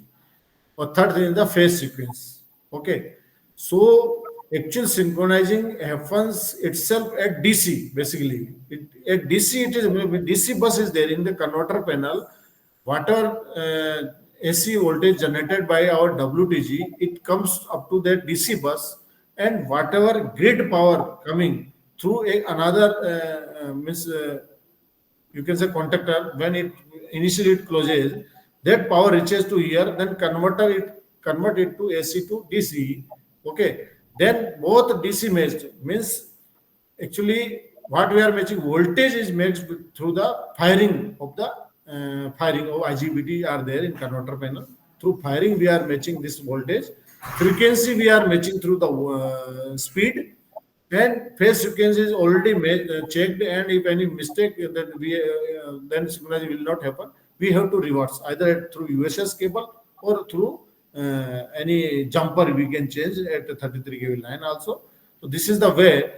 So once these two voltage matched at DC, it's a 950 volt DC around is there. Okay, initially it generates means basically then grid voltage also comes there. When through firing we set with our WTG voltage frequency match with speed, then it's synchronized. Once synchronized, whatever power this rotor is taking, it starts generating power through the magnet because that breaker is closed at that time. Once synchronized, this line breaker is closed. I have one diagram. 1 minute, just wait. So more detailed circuit diagram or something will help actually because no, I will provide if you are in group. I will share there and more we can discuss there. There is a separate diagram which shows how step by step is it step by step when this particular conductor close, when that will open like that. There is a sequence. First, initially power reaches to rotor. Okay. At that time, stator breaker is open. That only close when both these things at volt DC synchronized means through our WTG and through grid synchronized. When this rotor at that time rotor generates basically that DC. What I'm saying now, that when synchronized, then this line breaker open. I will discuss more about that. Okay. It's a very deep DFIG. We have to understand step by step. Yes. Sir, and what are the protection schemes we have to deploy as per CTU? Pardon? Distance protection, differential protection, any other protections we have to do as per CTU norms? For line protection, only this. If you ask for CTU, we say they are asking for differential protection of also. Distance protection also, and organ or fault is already there. Okay. Organ by default we have to deploy. But STU case, there is no differential protection is not there. The only distance protection is there, and organ or fault is already there. Yeah. Right.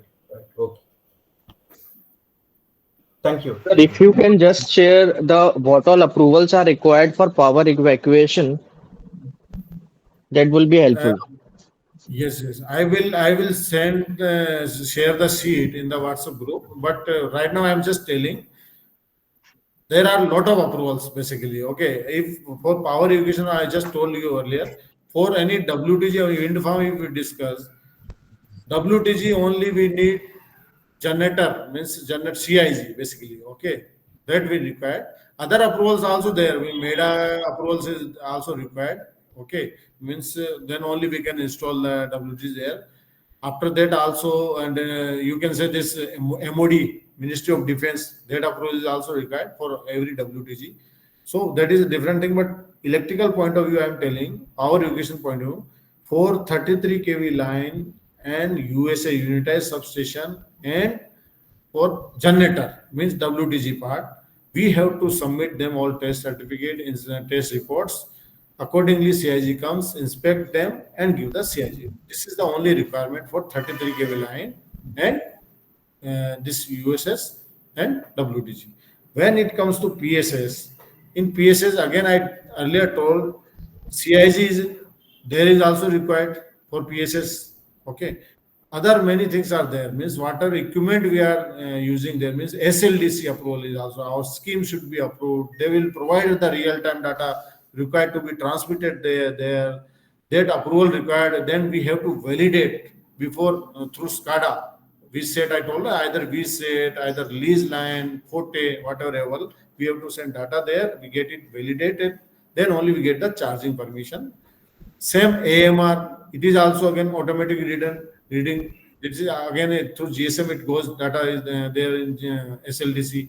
So that is also required, we have to validate it before that one.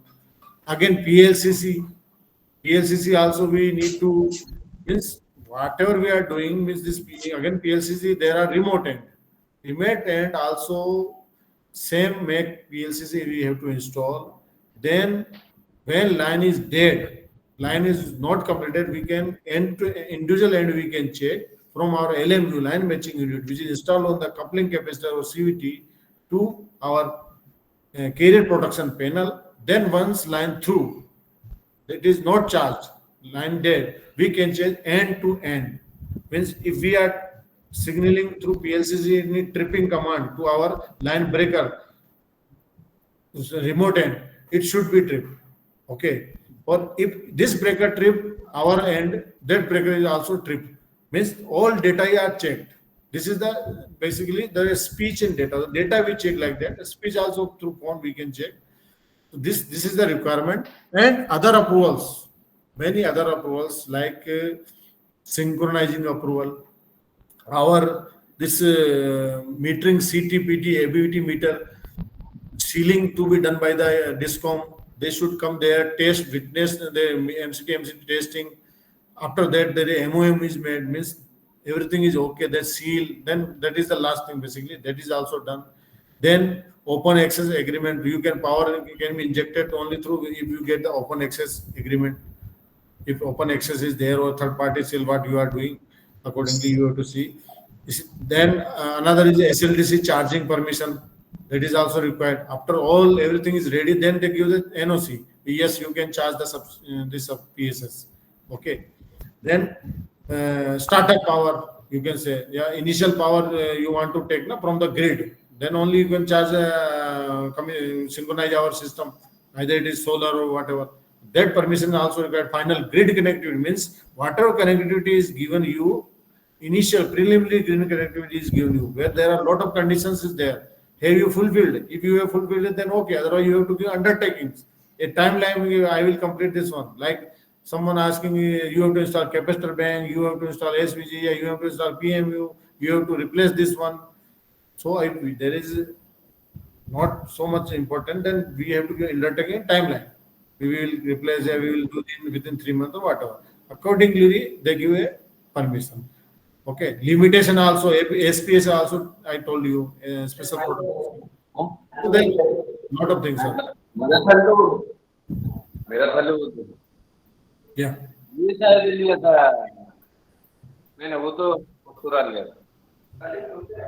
Hello. Yes.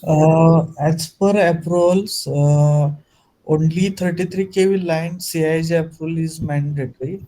Got it. And above EHV line also CIJ approval is mandatory. For 33 kV line, 164, 68 approval required. No. It is for 33 line. Again, I'm telling. Actually, people do that one. It was discussed at CIG level also. This is required or not, but practically no one is taking. Okay, or it is also not required. PTCC you are talking. PTCC is not required for 33 kV line. Means above 120, 32, 220, we required 68, 164 PTCC approval is mandatory, right? Yeah, these are the section 68, 164. They are the terms in the CTU case basically. Okay. So CTU means that you have to STU means any STU is not mandatory. This STU, we talk it drawing approval, charging approval. Things are same. We are just name change. Okay. Mean only whenever we talk about CTU line, we are connecting a PGCL or then section 68, section 164. But if you do it there, they are same. Okay. Gadget notification, all we have to do. Okay. Sir PPC से voltage power factor कैसे maintain करते हैं? आपका your voice is not exactly clear. What are you are saying, Chandan Singh ji? Sir PPC से voltage और power factor को कैसे maintain किया जाता है? ओके, तो किस लेवल पे करना है आपको voltage and power factor? Sir जैसे मेरे को 220 केवी वोल्टेज रखना है, हाँ, ठीक है, ओके। और पावर फैक्टर में मेरे को लेड भी रखना है, लैगिंग भी रखना है, तो वो कैसे पीपीसी के थ्रू मेंटेन कर पाएंगे इसको? For maintaining the this one means normally OLTC is there. If you see, okay, on in the auto mode also we can put, but normally it is not put in auto mode. Okay, through that one you can maintain the voltage. And sometime what happens in wind farm very far away from the PSS, some WTG are there, maybe 45 kilometer or 50 kilometer sometimes. So at that time the voltage is very low. So what I suggest, we can check the tape position of this USS transformer. If we can put it from 3 to 2, means some higher level. Okay, that is also possible. And regarding power factor, you have to install the capacitor bank. Already right now capacitor bank in we go in industry, they have installed a capacitor bank, they have a relay, power factor relays there, they have just give a set point 0.98, 0.99. Accordingly switching of capacitor happens and this power factor is maintained. Sir but voltage से जो कुछ limit होगी, उतना limit से ही अपन voltage को maintain कर पाता है। अगर मेरा मान लो लाइन वोल्टेज 210 है, 211 है, 212 है, तो उसको मुझे 220 तक पहुंचाने के लिए क्या करना पड़ेगा? वोल्टेज का तो एक लिमिट है। वोल्टेज तो आपका सर एलजी साइड के अंदर मेंटेन करेगा। लाइन एंड की बात कर रहा हूँ। उसमें आप ये कर सकते हो, लाइन वोल्टेज मेरा 212 है, उसको 220 कैसे? लाइन वोल्टेज से आ रहा है, लेकिन आपको मेंटेन क्या करना, क्योंकि आपके जैसे WTG है वो या तो मतलब सिंक्रोनाइजिंग फेल हो गया, लाइन 33 का यूएसएस की बोल रहा हूँ ना, उस एंड पे लास्ट में वोल्टेज कम आ रहा होगा। हाँ, तो उसके दो ट्रांसफार्मर है ना, उस जो यूएसएस का ट्रांसफार्मर है उसकी टेप पोजीशन को चेक करो जो फिक्स्ड है वो, ठीक है, ऑफ लोड टेप चेंजर है, उसको आप 3 के बजाय 2 पे रखो, वहां थोड़ा वोल्टेज ठीक मिले। दूसरा क्या कर सकते हो आप, बीच में भी अगर लाइन लेंथ बहुत ज्यादा है तो आप अभी तो जैसे ये तो हुआ नहीं है, बट संबंध में ऐसा ट्राई भी कर रहे हैं कि बीच में कोई ऐसा एक सिंपल ट्रांसफार्मर लगा के वोल्टेज को मेंटेन किया जाए। या सर रिएक्टिव पावर इंजेक्ट करके हम उसको वोल्टेज मेंटेन कर सकते हैं क्या? क्या पावर पॉइंट करके? रिएक्टिव पावर इंजेक्ट करके लाइन में ग्रिड के साथ एक मोड चलाना पड़ेगा आपको, या तो वोल्टेज मोड। आप वैसे अभी जो पीपीसी है वो पीपीसी क्या है, वो वही तो काम कर रहा है। PPC set at voltage mode, उसको एक particular voltage is given, we you have to maintain this voltage, जिस 220 केवी है तो प्लस माइनस 10% जो भी देर का range you that to maintain, उसके लिए जो भी उसको करना है, स्विचिंग करना है कैपेसिटर का या जनरेशन का उधर कम करना है, ज्यादा करना, तो वो मेंटेन होगा। या उसको you can put it in reactive power mode. Okay, तो normally PPC are put in voltage control mode, where voltage are controlled. वो ये नहीं करता जो आपका ट्रांसफार्मर के वो OLTC वाला काम वो नहीं करता, वो तो उसके लिए आपको ऑटोमेटिक जो है वो उसमें रखना पड़ेगा, ठीक है। अदरवाइज ओवरऑल जो ग्रिड वोल्टेज को मेंटेन करना है that is done through the PPC with capacity. Because sir PPC work on as per instruction of the NLDC, अपन अपने मन अनुसार नहीं चला सकते। नहीं, वो उसके हिसाब से वो वाट है, उसको इनपुट दे रहे हैं ना ग्रिड में जो लाइन साइड में सीटी और पीटी के इनपुट मिल रहे हैं, उसको वो देख रहा है वहां पे वोल्टेज क्या चल रहा है। इधर आपका जो भी जनरेशन वगैरह हो रहा है तो उसके हिसाब से क्या करना है वो उस हिसाब से स्विचिंग कर रहा है। मतलब वो complete wind farm is integrated with PPC, capacitor bank is integrated with PPC, and ये आपका जो ग्रिड के जो पैरामीटर्स हैं, that is also integrated with PPC. PPC से डिजिटल पूरा आपका वो लॉजिक है, बीच ये उसको ये देखें, उसको जिस मोड में डाल दिया वो ऑटोमेटिकली उसके हिसाब से उसको काम करता है। सेट पॉइंट्स देना पड़ता है। हेलो और सेकेंडली ये था सर जो आपने जनरेटिंग वोल्टेज बताया सर। का हेलो डिजाइन, मेरा जनरेटिंग सर, मैं ये बोल रहा था हमारा डिजाइन होगा तो नंदन सिंह जी आप मेरे को फोन कर लेना था, आपके बहुत ज्यादा क्वेश्चन लग रहे हैं मेरे को, ठीक है? Okay right sir, okay I okay हाँ यस हेलो या सर, हमारा 33/11 की भी सब स्टेशन है। हमारा जो लाइन आ रहा है 132/33 ग्रिड से, तो जो लाइन आ रहा है वहां से कुछ परमिशन चाहिए, मतलब ये चार्जिंग के टाइम में? चार्जिंग के टाइम में सबसे पहले तो आपको जो 132 केवी की लाइन है, 132/33 सब स्टेशन है, 33 लाइन आ रहा है। अच्छा 33/11 केवी है आपका, एंड 33 की लाइन आ रही है डिस्कॉम के उससे, है ना? ओके, उसके लिए आपको कुछ नहीं चाहिए, उसके लिए आपको केवल ये सीआईजी परमिशन ही चाहिए, ठीक है? और उसके अलावा आपका अगर ये जो पावर किस पे आप ले रहे हो, आपका कोई विंड मतलब सोलर या कुछ विंड फार्म है कुछ है, तो वो परमिशन भी आपको लेनी पड़ेगी पावर। हमारा तो सर माइंड फन है, वो तो ग्रिड जो स्टेट का ट्रांसमिशन लाइन का डिपार्टमेंट है, वहां से आ रहा है, उनका ग्रिड है, वहां से वहीं से आ रहा है 33 लाइन। अच्छा हाँ, तो वहां सर उसमें तो केवल आपको सीआईजी लेना है बस, और कुछ नहीं लेना है। No other permission. अगर मान लिया आपका कोई एनएच क्रॉसिंग वगैरह कुछ ऐसा कुछ क्रॉसिंग हो रहा है तो एक अलग चीज है, या फॉरेस्ट में से लाइन निकल रही है या कुछ फॉरेस्ट के पास कुछ है तो बात अलग है, अदरवाइज कुछ लेने की जरूरत है। 33 में फॉरेस्ट का भी इतना लफड़ा नहीं है। नहीं, वो तो क्लियरेंस लेना पड़ता है हाँ पहले काम करने से पहले। Correct correct. तो अभी तो उसमें अगर कंस्ट्रक्शन हो गया कंप्लीट तो you just have to submit the work completion report, and उसका टेस्ट रिपोर्ट जरूर सबमिट करना पड़ा, टेस्ट रिपोर्ट देना पड़ेगा, मेगर वगैरह जो किया है ना आपने वो सारा देना पड़ेगा। और सर एक बात, ये जो टाई ब्रेकर और बस कपलर में डिफरेंस क्या है? एक ये टाई ब्रेकर और बस कपलर में है। देखो बस कपलर क्या है, दो बस को कनेक्ट कर रहा है, उसका वैसे तो कोई ज्यादा यूज तो है नहीं, लेकिन बट टाइम क्या होता है कि जब आपका मेन बस में कोई प्रॉब्लम आ जाती है, ठीक है, उस केस में भी यूज द ट्रांसफर बस। तो वो ट्रांसफर बस से आप लोगे तो आपके पास ब्रेकर नहीं रहेगा सर्किट में, तो आप क्या है बस कपलर के थ्रू पावर को ग्रिड में भेजोगे, तो bus coupler works as a control, वहां पर प्रोटेक्शन आपका आ जाएगा, अदरवाइज प्रोटेक्शन नहीं रहता है। जब भी मतलब लाइन ब्रेकर जो है जिसके थ्रू आपको, अभी आपके मेन बस में है लाइन ब्रेकर, दोनों मेरे मान लो तो, या एक सिंगल है तो लाइन ब्रेकर है, अभी मेरा लाइन ब्रेकर आउट हो गया, मैंने मेन बस में प्रॉब्लम हो गई तो मेरा लाइन ब्रेकर काम नहीं आ रहा है, what I am doing, I am using the another बस, ट्रांसफर बस यूज ले रहा हूँ मैं।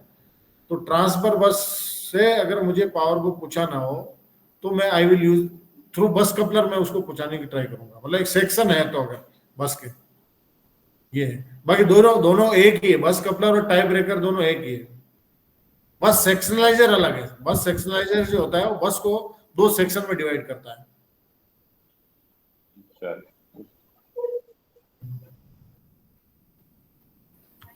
बस कपलर तो normally it is grid requirement है, बट मैंने तो कभी अभी तक यूज होते देखा नहीं, या तो बस कपलर ऑन ही रखते हैं, वो उसके लिए है इनकेस एक दो बस सिस्टम है, मान लेते एक बस आपकी फेल हो गई तो दूसरी बस में आपकी पावर जनरेशन चलता रहे, लेकिन ऐसा केस अभी तक तो मैंने कभी देखा नहीं। और आपकी जो 33 में अगर बात करें इंडोर में, अभी इन्होंने बस टाइप जो आप बोल रहे हो 33 की बात कर रहा हूं मैं, अभी 33 इंडोर स्विच गियर में नाउ WRLDC की जो रिक्वायरमेंट है वो ऐसी हो गई है कि इंडिविजुअल ट्रांसफार्मर है उसकी जो बस है उसके साथ आप, और दूसरा जो सेक्शन है, एक ही बस में दो सेक्शन होते हैं जिसमें दो ट्रांसफार्मर है फॉर एग्जांपल, तो दोनों को आप मिक्स करके चला ही नहीं सकते, सेपरेट पहले मिक्स करके चला देते हैं, मतलब बस टाइप जिसको बोलता है बस टाइप ब्रेकर बोल दो, बस कपलर बोल दो, उसको चालू करके पूरी बस एक रहती थी, दोनों ट्रांसफार्मर पैरेलल चलते थे, 220 साइड है तो 220 चल रहा है, 33 में भी आपने कर दिया तो पैरेलल चलता था।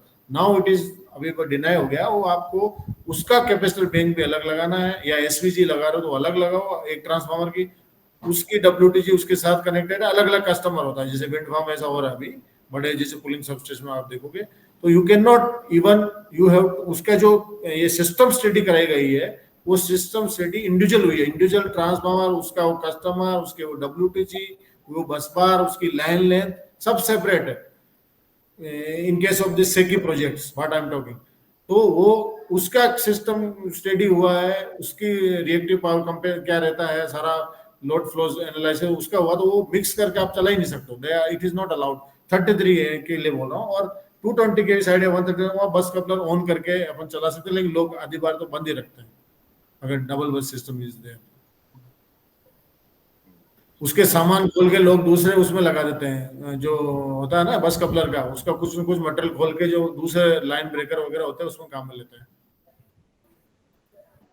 सर मेरा क्वेश्चन था LVRT HVRT regarding in the case of LVRT और HVRT failure, turbine is not able to ride. What will happen from government body? What will be action taken if it is frequently fail? Like I told you, in case of CTU, where we are connected with our PGCL, okay, and our data of HURT and LVRT is going to WRLDC or SRLDC, load display center. If that signals are not going, automatically there an email will be come from them with your this HVRT, LVRT signal we are not receiving. Either they are working, maybe they are working, but it is not received. So we have to respond their email, or sometime MO meeting is also done with them. That also, then also they ask them why these signals are not received while they are working. Another case is that they are really not working.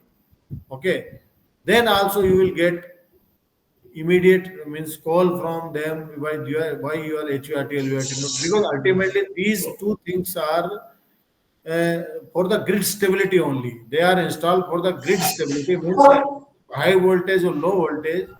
You can say voltage jump will be there, tax, and that in that case, grid will not trip, means system will not trip, and or you can say the grid will be stable and WTC. But so this is ultimately grid compliances. You are not following that one. In case of CTU, I am telling. So ultimately, you have to follow it. You are not following, you will continuously getting calls, reminders, and ultimately it's mandatory requirement. So I think कार्रवाई तो होगी यहाँ पे, अगर if you are long time you cannot keep it dead. Okay sir, इसकी terminate हो सकता है अगर इस पर आपने LVRT HVRT नहीं रखा है। HURT, LURT अगर सेटिंग आपने NLDC के इंस्ट्रक्शन के अकॉर्डिंग नहीं रखा है तो आपका PPA भी टर्मिनेट हो सकता है, क्योंकि उसको ग्रिड वोल्टेज और फ्रीक्वेंसी को मेंटेन करना है, तो वो आपको कंप्लायंस मेंटेन करना ही होगा।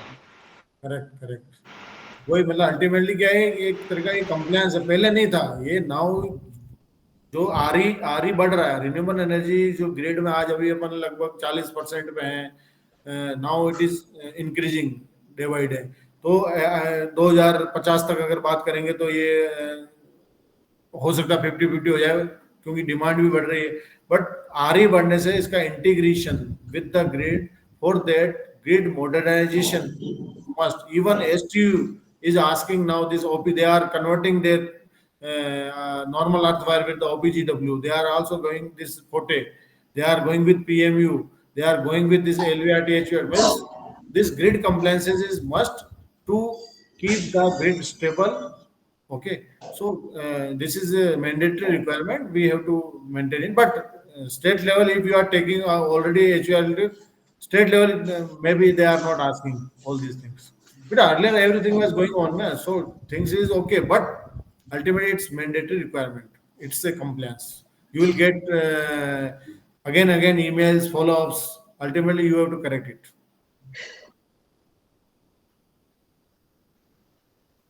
Sir, I have one doubt, sir. Yes, Nandita ji. Sir, with respect to a 33 kV, indoor switchgear and AS, so which one is cost effective, sir? Definitely indoor switchgear is cost effective because ultimately you need not to install this means all foundation, civil foundation you are saving on in control room itself. You are putting all the breaker. Also, control point of UV means you can say it is easy maintenance point of view. Okay, so Okay. cost effective is indoor switchgear only. Nowadays all are going with this space constraint. Also, the space saving is also there. So nowadays people are going with indoors, sir. No, indoor is going. Na. Everyone is going in indoor only right now. Oh, okay, sir. AIS was earlier. Earlier, everyone was doing AIS, but right now only DP is just put to terminate the 33K line, and isolator is put there. All other with the VCB and CT inside. Okay, sir. Yeah. Sir, how This will be much area mounted in is the first floor, required? sir. First floor? Pardon? No, this will be mounted in the on the first floor, sir. Control building, no? It depends. It depends. Actually, what is suggestion means if there are lot of feeders, there are maybe 20 feeders, 30 feeders, or 30 not normally 15 feeders or 20 feeders are there. At Mm. that time, there are much cables comes from the DPR. Then this Mm. cable trans become congested, and in future also for maintenance point of view, it is very difficult to identify and correct. So cable seller is put at that time. It goes to second floor, you can say, because ground floor is a cable seller where our cables can be laid very easily, and they can be Okay. put terminated on the VCB panel from the bottom side. Otherwise, in cable trans, even the direction issue is also there. Which feeder are coming, which side, cable movement. Also, you cannot leave the spare cable 3 to 4 meter loop if you want to leave in the cable trench. You cannot because there is Okay. no space. But cables in cable seller you can put miss this loop also. So in future also it is okay. And this cable seller also can be used as a space for our putting our maintenance or you can say waste material. Okay. Yeah. Sir, roughly how So much square meter area is required for PSS? So, yes. For PSS, how much square meter, roughly tentative, how much square meter area is required? Yes, PSS land, whenever you are finalizing any PSS land, so first of all your planning should be clear. Ki I am going with a two line way or like if 300 megawatt you have to evacuate. Like in ACSR, yeah, AL 59 zebra conductor equivalent to moose, which is equivalent to moose. It can evacuate in single circuit 220 kV, 350 megawatt you can go. Okay, so you are going with only one line, means connectivity you received of 300 megawatt, but in future you are planning more, means the 600 megawatt. So you have to go with two line. So how many line bays are there that you have to decide. Transformer capacity you have to see. You are taking 100 MVA transformer or 150 MVA, yeah, 125 MVA. Accordingly, they will be there. Once you will come to know all these things, accordingly you have to plan. But normally, uh, you can say 6 acre, 6 to 7 acre is required for a wind farm. Okay, it is sufficient for 500 to 600 megawatt project. And also, you have to see whenever you finalize the PSS land, you have to avoid the water logging. Means your PSS land should be 25 meter above the sea level, basically. Okay, to avoid any water logging feature. And also in wind farm case, you have to see 33 kV corridor. If we are putting 20, for example, 20 feeders are coming, 600 megawatt project is there, and each 25 megawatt means total 20 feeders has to come. So there should be corridor in this side. In corridor should be there, and direction also you have to check. Wherever WTG locations are available, land locations, accordingly, PC and power collection network of this 33 to be fixed to optimize the line length. PSS should be in center. So, in-depth planning with the land department and land and this team, which our this power evacuation team is required to finalize initial PSS land location, 33 kV network, and then EHV line. Then only we can optimize. And our grid connectivity point should be clear. We should not be in doubt. If we are putting power to here or there, that should be when 2 points should be clear. First of all, then our WTC land should be clear, and for this PSS land, what I have said, this should not, and then sand, soil strata also we need to identify because cost depend on that one. If there is completely hard rock, cost will be high. That we need to see. Normally, red hard rock with red muram is prepared for this PSS soil. Understood, sir. Very clear, actually. The thing is like if we are going with 100 and have a plan of 300 megawatt, actually, initially we can plan for 100 and the rest we can share as a common infrastructure for rest 200 megawatt. Right? That is allowed, right? Yes, yes, like auxiliary transformer. Auxiliary transformer is a common infrastructure. Control room building is common infrastructure. Okay, DPR we can extend. Right. VCB also we can extend if we are going in indoor switch gear. We can extend everything can be extended. That we have to plan. But for line point of view, EHV line is common. That we need to plan how we are going to do. Means if any further line way will be there, then we have to see that for only where this one tower we have to install, this dead end tower, the substation that we need to see. They should be installed. Right. Thank you. Many common like security room, you can say simple. This is simple item. Security room is there. Okay, that is also a common item. Metering room is common. Correct. Yeah, Hello. Thank you. yeah. One more last question, sir. Can you explain this CTU connectivity procedure? Means in how to apply on CTU website for this connectivity and GN application? What type of applicability and what required documents? Only basic procedure. Initially, what we have to arrange for this wind project, solar projects. For wind project or solar, whatever, first of all, you have to check where which is the nearest substation where you means power evacuation available. You have to approach them first of all. Okay, once they you will get the feasibility or you will get confirmation from there in writing. Yes, this power whatever you are installing here, this capacity megawatt capacity you can evacuate there. After confirmation, then you start further process. Okay, online, whatever you are getting, con 4, 5, 3, all these con 6. Okay, so you will start step by step. Okay, so what is the requirement from our end? What is the that forms are there? These are the forms. Activity 3, 4. These are the forms only. Name of the forms. Once you will read all these forms, you will come to know how many parameters are required. Inputs. What is your generator capacity? How your transformer capacity? What will be the line length? Okay. So all these parameters we have to put and we have to submit detail. No, I no, will sir. take it one by one. Yeah. Understand, sir. In that, sir, con 4, con 5, we have to submit only technical details after issuing this, signing this connection agreement when we receive this final connectivity. But before, initially, means before final connectivity, initially steps to apply for this connectivity.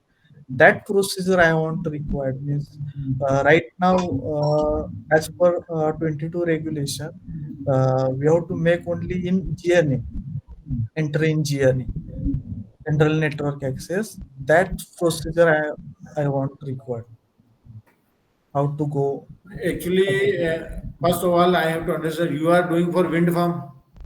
Yes, yes, inform. What is the capacity? Uh, Around 300, 600. Okay. It depends.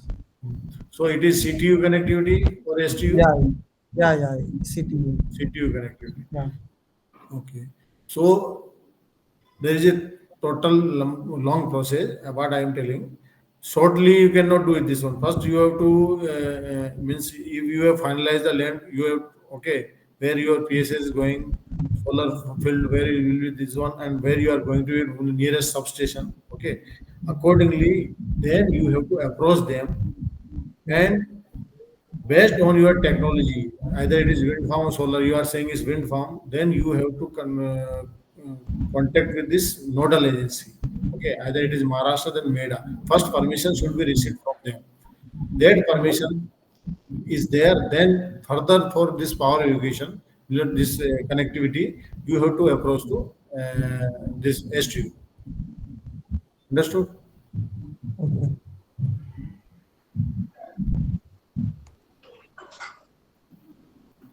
I will tell you, okay, I will tell you total process, what documents are required. It's a long process. We cannot complete in this question answer session. Yes, yes, yes. Okay. Yeah. Please explain this later, whatever we. Yeah. Earlier also, I think you asked me. Sir, Yeah, yeah. sir, in case of open access, अब तो देना ही पड़ेगा लग रहा है. Yes, sir. Thank you. Thank you very much. sir, in case of open access, where we are generating in a particular state, and the consumer is situated in some another state. So, what all set of different approvals is required in that? A gist of that only, sir. Actually, first you have to see it is feasible or not. Where you are going to evacuate the power, okay, that location, and where you are taking the power, means whatever for captive plant is there will be there. So what will be the open access charges as well as the transmission losses? So losses is much important. Okay, transmission losses you need to check.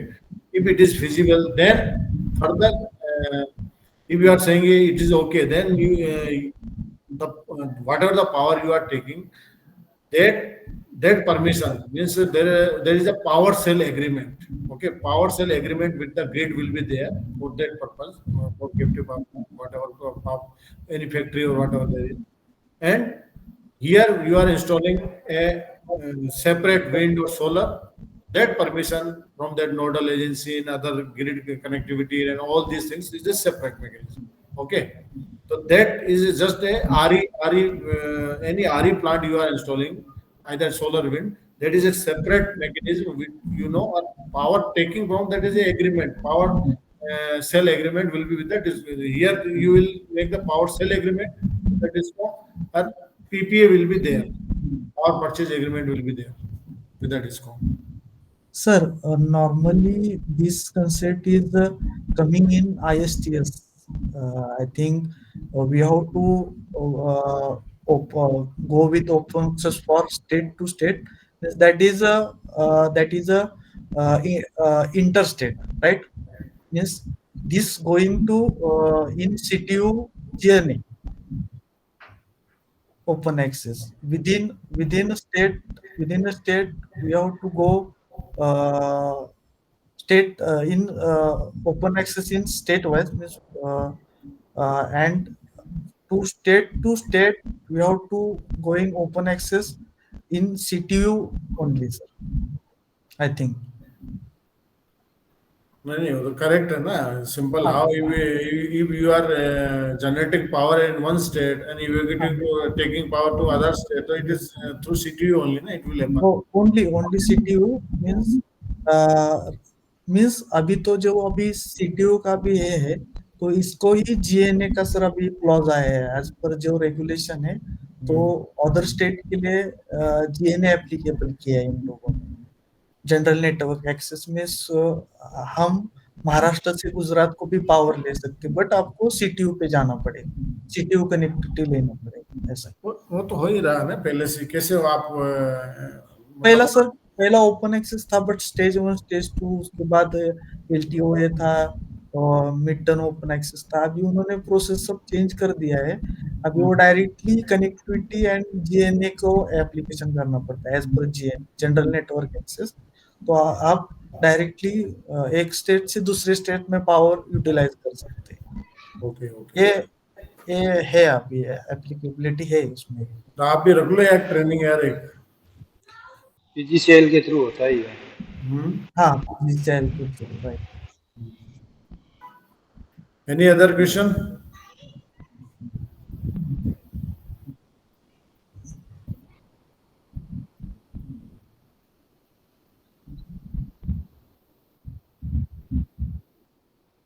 Anyone there?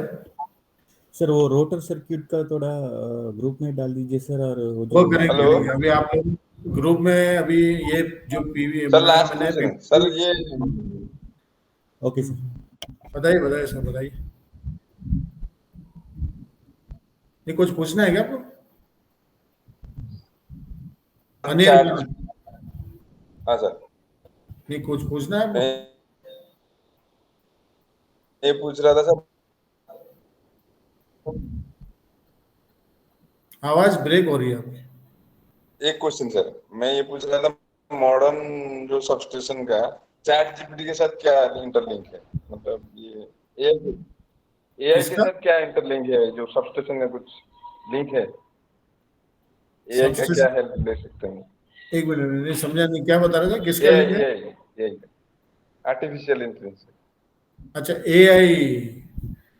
नहीं AI तो यार देखो मैं क्या है मैं कि सोच रहा था सर, एआई का क्या फ्यूचर है मॉडर्न। हाँ एआई का फ्यूचर तो अभी जबरदस्त है। ठीक है। एआई तो मतलब अभी क्या है कि ऐसा बोला जा रहा है कि 40% जो पीपल है जो अभी जॉब कर रहे हैं उन्होंने अपना आप को अपग्रेड नहीं किया। ठीक है। AI alone can not do anything else. This is only to improve our efficiency, productivity, smartness, उसके लिए। ठीक है। अभी मैं खुद I am using chat GPT. और चैट जीपीटी का मैं अभी just recently I started version, जो अपग्रेडेड वर्जन है, फ्री वाला नहीं है, अपग्रेडेड जो वर्जन है वो भी आई स्टार्टेड। ठीक है। तो आई यूज इट, बहुत ज़्यादा मैं यूज ले रहा हूँ because everywhere it is used. And not only here in और जैसे आप पुलिस वगैरह जैसे है ये, या रिसर्च के जितने काम हो रहे हैं। ओके। या ओ एंड एम के अंदर जो डेटा रिसर्च, डेटा एनालिसिस हो रहा है। ठीक है। उसके लिए एआई का बहुत ज्यादा यूज। जैसे अपने पावर इसके ग्रिड की बात करें, ग्रिड में आइदर जैसे पीएमयू है वैसे डेटा तो we are collecting, but data का जो एनालिसिस है, ओके, वो that AI can do better. Okay. एक साथ इतने सारे ज्यादा डाटा को एक साथ अगर करना है, आप 500 पेज का एक शीट लेके आ जाओ, आपको मैं अभी दे दूं पढ़ने के लिए, भैया इसमें से मेन मेन चीज निकाल के दो, यू विल टेक 2 days और 3 days, और वो ज्यादा टाइम भी लग सकता है। But AI will just, you have to put that PDF sheet of 500 pages, ask them भाई इसमें से कंक्लूड करो, विद इन 5 to 10 मिनट या 2 मिनट के अंदर आपको निकाल के दे देगा, ये this is the conclusion. This is the difference. So उनको देना पड़ेगा ना data सर। processing, analyzing, जो भी whatever in even in our O&M also, जो भी आपके पैरामीटर्स मिल रहे हैं उनको एनालिसिस करना हो, वो that for that purpose AI will be used. Sir logic तो एआई को अपन को ही देना पड़ेगा ना। प्रॉम्प्ट लॉजिक जो आप बोल रहे हो, अभी मैं आपके सामने, अगर यू आर देयर जस्ट, चलो आप 2 मिनट अगर आप सब रुके हो तो मैं आपको बता दूं। I am just sharing a screen. Okay, wait for a minute. क्या बोलते हैं उसको जो आप बोल रहे हो ना, logic, that is called prompt basically, that is called prompt.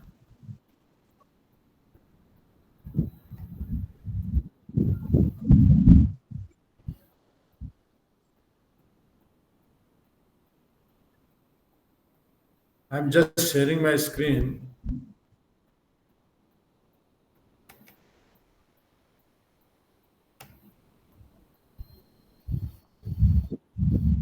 अभी मेरी स्क्रीन दिख रही है आपको? Can you see? Yes, visible, sir. This is version 4, मतलब upgraded. It is not free version. I am taken 2000 per month. Okay, recently I purchased it, upgraded it. So what is this one basically? 1 minute.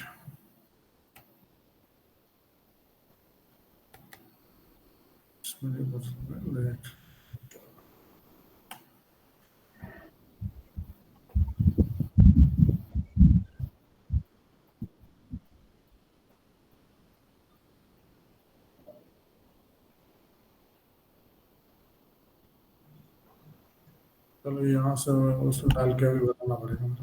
1 minute.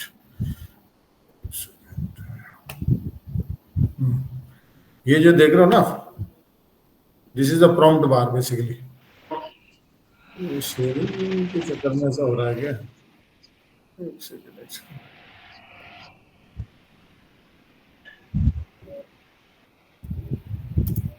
ये sharing कर रहा हूँ ना मैं, तो इसमें ये लिखा नहीं जा रहा है आई थिंक कुछ।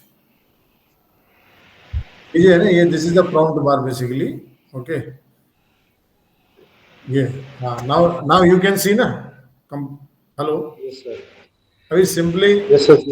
सिंपली यहाँ पे ये this is the prompt bar basically, that is called prompt. जो आप बोल रहे हो लॉजिक या जो भी है, तो यहाँ आपको क्या प्रॉम्प्ट देना होता है, तो इसके साथ बने बनाए प्रॉम्प्ट भी आते हैं, लेकिन अपन यहाँ पे अपने हिसाब से कर सकते हैं। जैसे आ रहा है समराइज ए लॉन्ग डॉक्यूमेंट है, ये बने बनाए प्रॉम्प्ट है।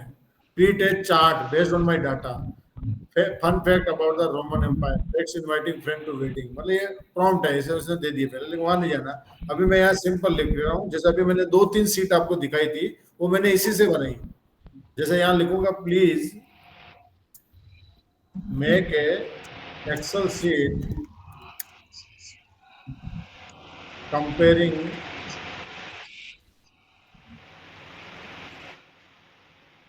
CVT and CC। ठीक है, कपलिंग कैपेसिटर मैंने लिख दिया यहाँ पे। मान लिया इसको नहीं समझ में आया, लिख दिया है, वैसे समझ तो जाता है। ठीक है, ये मैंने इसको एक प्रॉम्प्ट दिया, please make a excel sheet comparing CVT and CC। ये इसको मैंने ओके कर दिया। अब ये 2 मिनट में आपको एक्सेल शीट बना के दे देगा।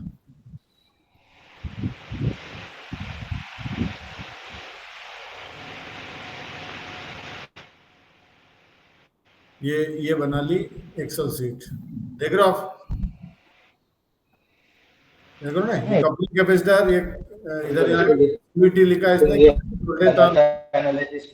ये इसने आपने बना के दे दिया पूरी सीट, देख रहे हो? और ये आप यहाँ से डाउनलोड भी कर सकते हो, सीट को डाउनलोड कर लो आप।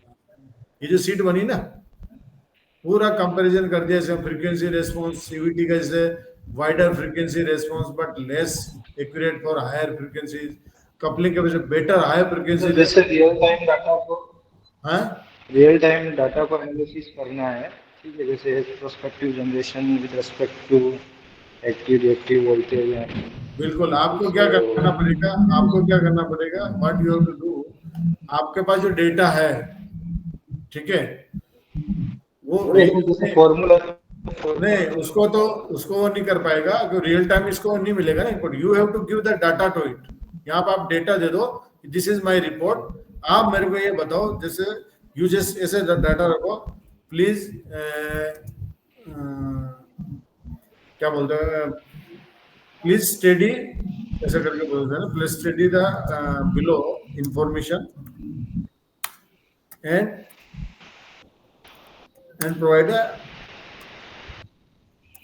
The conclusion for example. ठीक है, अब यहाँ पे आपके पास जो भी कोई सीट है, वो आप, या एक्सट्रैक्ट, मैं क्या करता हूँ, जैसे अभी मेरे पास फॉर एग्जांपल कोई बहुत बड़ा आर्टिकल आता है, तो वो आर्टिकल को मैं कॉपी करता हूँ और इसमें पेस्ट करके लिखता हूँ, भैया इसको फटाफट बुलेट पॉइंट बना के देते।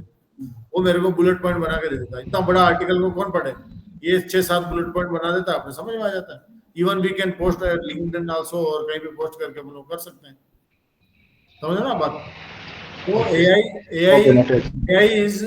इज ओनली, मतलब AI कई बार सही भी नहीं करता। अभी जैसे मैंने उसको एक बोला है कि भी मेरे लिए एक सर्टिफिकेट बना के दे, कि मेरे जो भी, तो उसने खट सर्टिफिकेट बना दिया। जैसे अभी आपके सामने मैं बनाता हूँ, 2 मिनट में सर्टिफिकेट बना देगा, इमेज क्रिएट कर देगा, लोगो। अभी इसने ये जो लोगो बना हुआ ना इस ग्रुप का, वेबिनार का, ये लोगो AI नहीं बनाया है।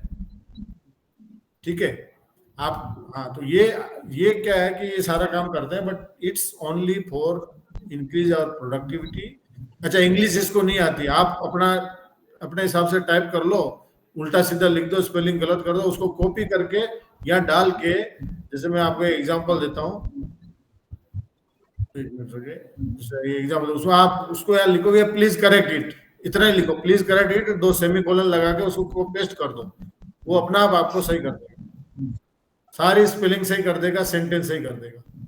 और आप चाहते हो कि जो मैंने लिखा उसको छेड़ना मत, वैसे वैसे रखना, लिख के इंग्लिश सही कर देना और ये कर देना, स्पेलिंग सुधार देना, तो वो सुधार देगा। उतना जितना आप बोलोगे उतना ही करेगा। ये है सारा। और बताइए, तो हो गया? I think it is over. Anything? Chat GPT पे रखूंगे एक दिन क्लास एआई पे। हाँ सर वो ग्रुप में शेयर करेंगे। हाँ, ग्रुप में ये मैं जो बनाया है PPT, I will share in the group. Further any question is there, they can ask, we can बिल्कुल रेस्पॉन्स करेंगे उस पर। और I will try to reply each and every one. Even call भी कर सकते हैं, कोई दिक्कत नहीं है, इट्स फ्री। और ऐसा कुछ नहीं, टाइम होगा मेरे पास तो I will 100% receive your call. Otherwise बाद में होगा तो मैं कॉल करके आपको बताऊंगा। बट 100% मेरे लिए भी एक अच्छा रहता है कि someone ask questions, it is our duty कि भाई उसको कहीं से भी पता करके जान के बताना, तो अपने भी नॉलेज बढ़ती है। This is the best platform what I got. अभी जैसे मैंने आपको अगर यहाँ बताने का ट्राई कर रहा हूँ, तो मुझे भी ऐसा नहीं आई नो एवरीथिंग। हम इसके साइड पे काम करते हैं, अपन सब कर देते हैं, बट समथिंग, किसी चीज को कम्युनिकेट करना, बताना, इट इज आल्सो इम्पोर्टेंट। तो थैंक्स ऑल ऑफ यू और all the best. Thank you आप लोगों ने, मतलब इस वेबिनार में, और अपना तो जस्ट ट्राई चल रहा है। It's my 3rd to 4th webinar. अभी it will continue on every Sunday. I will take webinar in new subject. Even I will go with green hydrogen. maybe next subject will be green hydrogen. Okay, I will try to give my maximum जो भी I can give। Expert तो बनना ही है, no doubt. आरई expert बनना है। और अभी ये निखिल पाटिल से पूछना पड़ेगा क्या करना है। ऐसा नहीं है सर, थोड़ा नॉलेज शेयर किया थोड़ा बेटर रहता है। आपसे भी बहुत सारा चीजें मिलते हैं। हाँ जी, मैं एक तो ये जो रिकॉर्डिंग है वो भी शेयर करूंगा। पूरा रिकॉर्ड है अपना ये session. That will also I will share with all participants, and I will share the PPT also. And further any queries is there, we will all resolve and discuss there, no issue. Okay, Sure sir. thank you sir. Thank you sir. Thank you, sir. It was a good session, sir. मैं एक आपको group में feedback I will submit a feedback form there, Google form. Just give the feedback, एक genuine feedback, so that I can also improve further. Okay, okay, thank you sir. okay, Thank you, sir. Thank you.